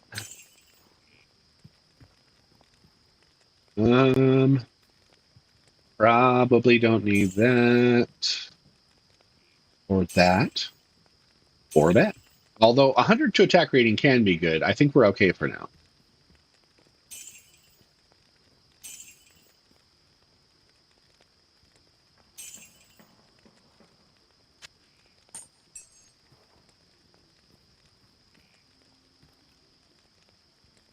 It blinds target. Defense versus missile, which is pretty cool. A little lightning resistance. Attacker takes lightning damage of 7. Excuse me. So, my helmet overall is probably better for me because of the plus 10 to all resistances, kind of balancing out. Although, like I said before, there are some monsters in this act that deal extra lightning damage. That being said, this is far better than this helmet that my mercenary has, so we'll go ahead and throw that on her. That hit blinds target can be very good. If a monster is blinded, I will not be able to see you, for obvious reasons.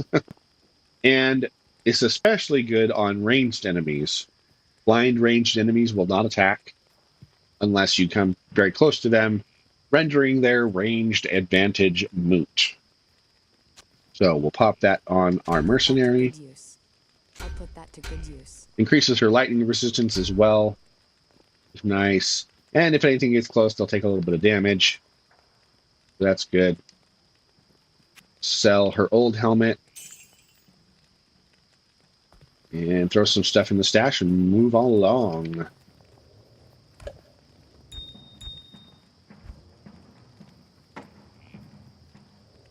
Okay. Back into the spider forest we go.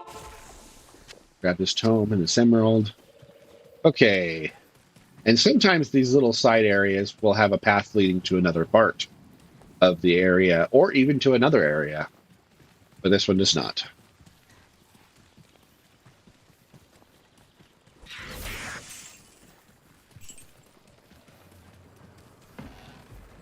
Just continue along. Now that we've found the waypoint and the quest item that's in this area, we're mostly just looking for the next area.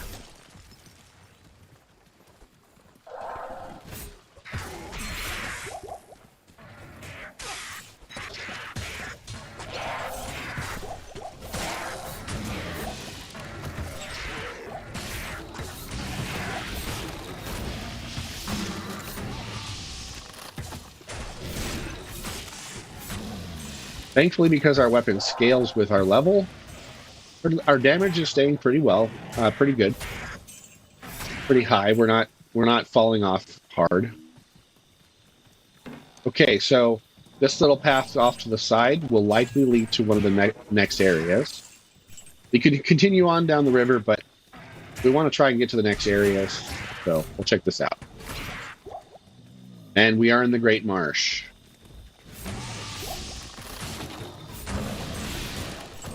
Sometimes the Great Marsh will have monsters called souls. They're fast-moving spirits that shoot lightning bolts.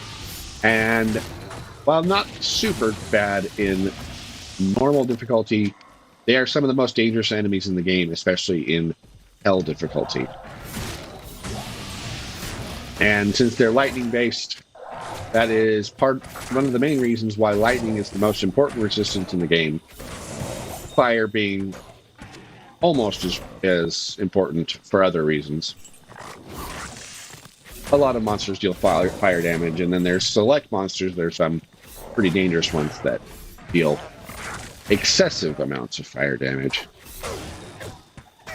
Start seeing the fetish monsters and their shamans. These guys can revive their fallen brethren, and when they die into a regular fetish. The shamans. If I kill this guy, and a little guy spawns, it's because they are actually two fetishes stacked on top of each other to create the shaman. So, just like the Spider Forest, the Great Marsh has several offshoot little side areas. One will have the waypoint. There are no quest items in the Great Marsh. Oh, cool. Got the waypoint. So, because there's no quest items, we'll check the log. We need to go to the Flayer Jungle. We're in the Great Marsh. And Kaleem's brain is in the Flayer Dungeon. So, it is in the Flayer Jungle as well. Both of the things we're looking for are in the next area, so we want to try to get through this area to the next.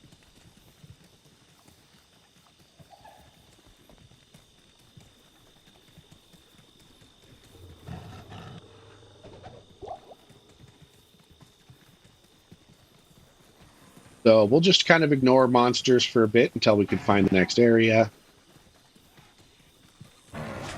Unless we find any boss packs for extra experience and loot. Am I full already?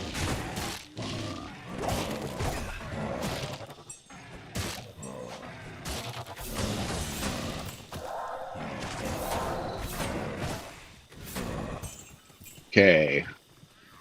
Continuing on. We can just bypass these monsters. We don't have to fight.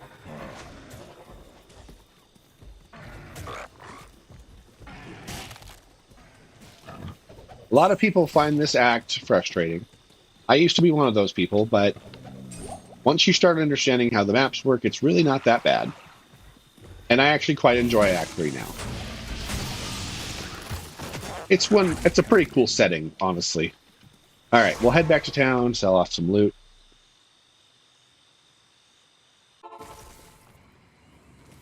Yes? Hello.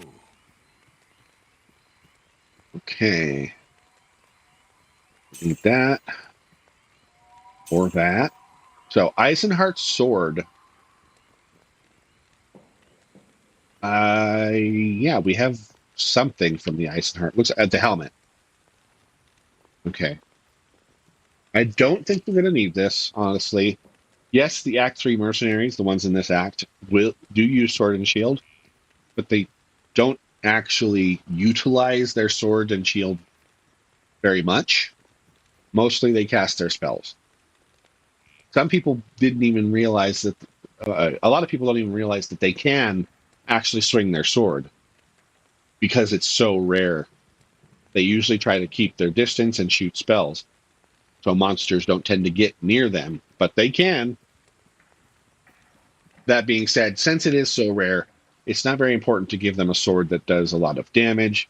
It's more important to give them gear that helps with their spells. But we'll just throw this in the stash for now. I mean, we can always sell it if we don't need it later on and we need space. Nothing wrong with that. You never know what you're going to need, especially if you're starting out. If you're not sure, just store it. You do have a lot of storage space. And then if something's been sitting there for a while and you're later in the game, you can free up space. You can't really do too much harm by selling off gear. And we actually already have a copy of this sword. So we don't actually need to hang on to this one.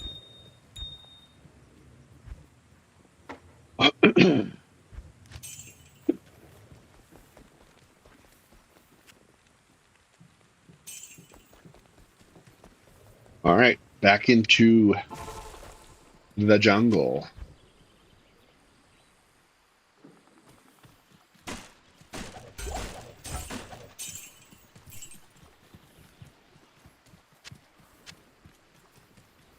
All right, another little side area.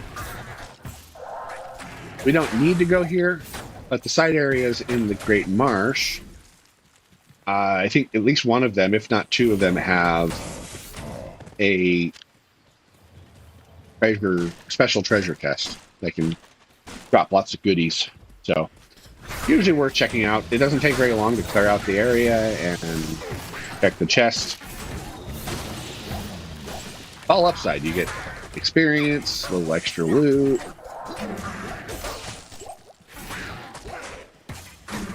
If you can handle the monsters, there's not really a downside. And we are clearly not having any trouble with monsters here. Although, as you can see, that shaman did quite a bit of damage. Gotta be careful of those guys, especially in large groups.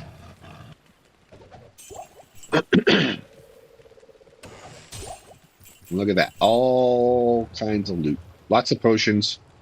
But there's always a good chance of getting something good out of those. I say good chance. I mean in comparison to a lot of loot sources. Loot in this game tends to be notoriously difficult to come by. Hence why I play with mods that help alleviate that some. All right. Continuing on, we're looking for the Flare Jungle. And this is a spot, perfect illustration of teleport helping a lot. I call it teleport. It's not actually teleport, but it's a form of teleportation.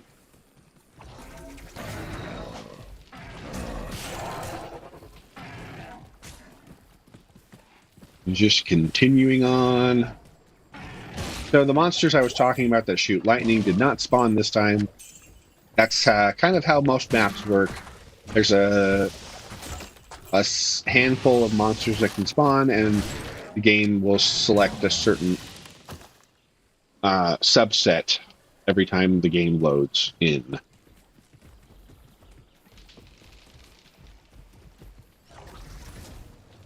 Okay, so this is a dead end. That might be an indication that the Flare Jungle is actually an offshoot from the Spider Forest. So we could either continue on. Okay, well, there's a side path here which might lead to the jungle. If this doesn't, we will go back to the Spider Forest and see if we can find the jungle. Oh, we did find the Flare Jungle. Excellent. All right, don't need this. Let's get this out. We need that. Static field. That's not going to sell for very much. Okay. So just like the previous two areas, there are several offshooting areas from the river. A couple different runes. That's good. That was a big pack of monsters. That's early on in the game. That's what, if anything, will kill you is large packs surprising you. So don't be afraid to use potions when you're not sure if you're going to survive. It's also why it's important to always have health potions on hand. Running out can be a death sentence.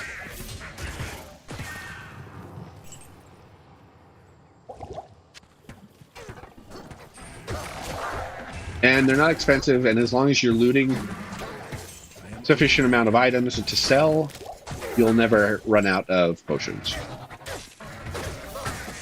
You run out of money for potions, rather. So here's one of the first offshoots. Let's see. Can we make space for that piece of loot? I think we can.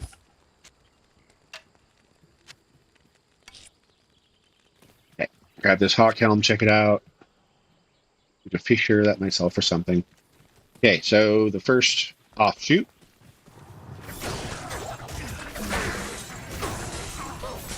Oof. Ooh, level up, nice. You can see those shamans, man. That fire breath does a lot of damage. I can't carry it. Okay. So we'll see if the waypoint's here really quick. It will be in one of these offshooting areas. I think this might be the one, but I could be wrong. It is not the area with the waypoint. That's okay. We'll just use a town portal. There is a dungeon. Actually, no, there's not a dungeon here. Wrong area. Just a little side area with not really anything in it. A few monsters and some minor chests and such. But that's where town portal come in handy. Okay. Pick up a few potions. A lot of the time, the monsters and loot you find will sustain you on potions along the way. Occasionally, you need to stock up at the shops. We're level 23. One more level, and we'll be at the next tier of skills.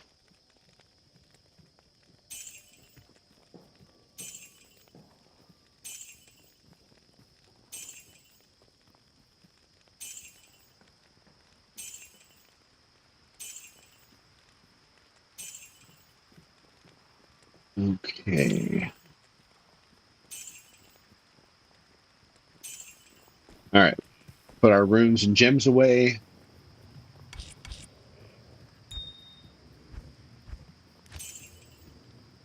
And back to it.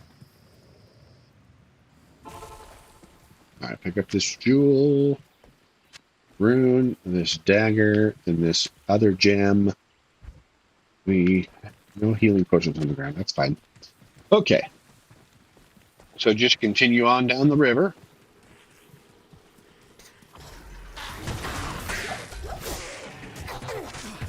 Up the river, down the river, whatever you want to call it.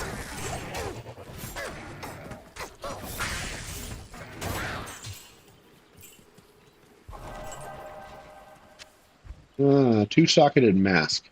Might hang on to that in case we get the runes for a specific rune word.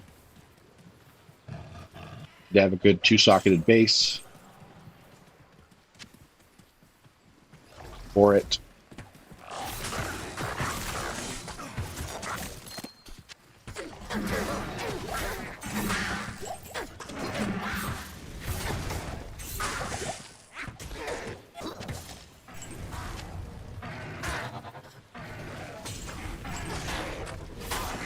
Ice Killer of the Dark.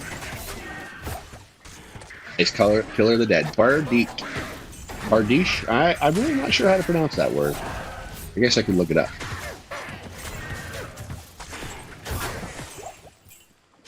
Okay, another offshooting area. Check this one out. Okay, so this is the quest area. I can tell because of this. Says the Gidbin. But before I press that, we're going to open a portal to get back here. And then we're going to try to find the waypoint really quick. And then we'll come back and finish this.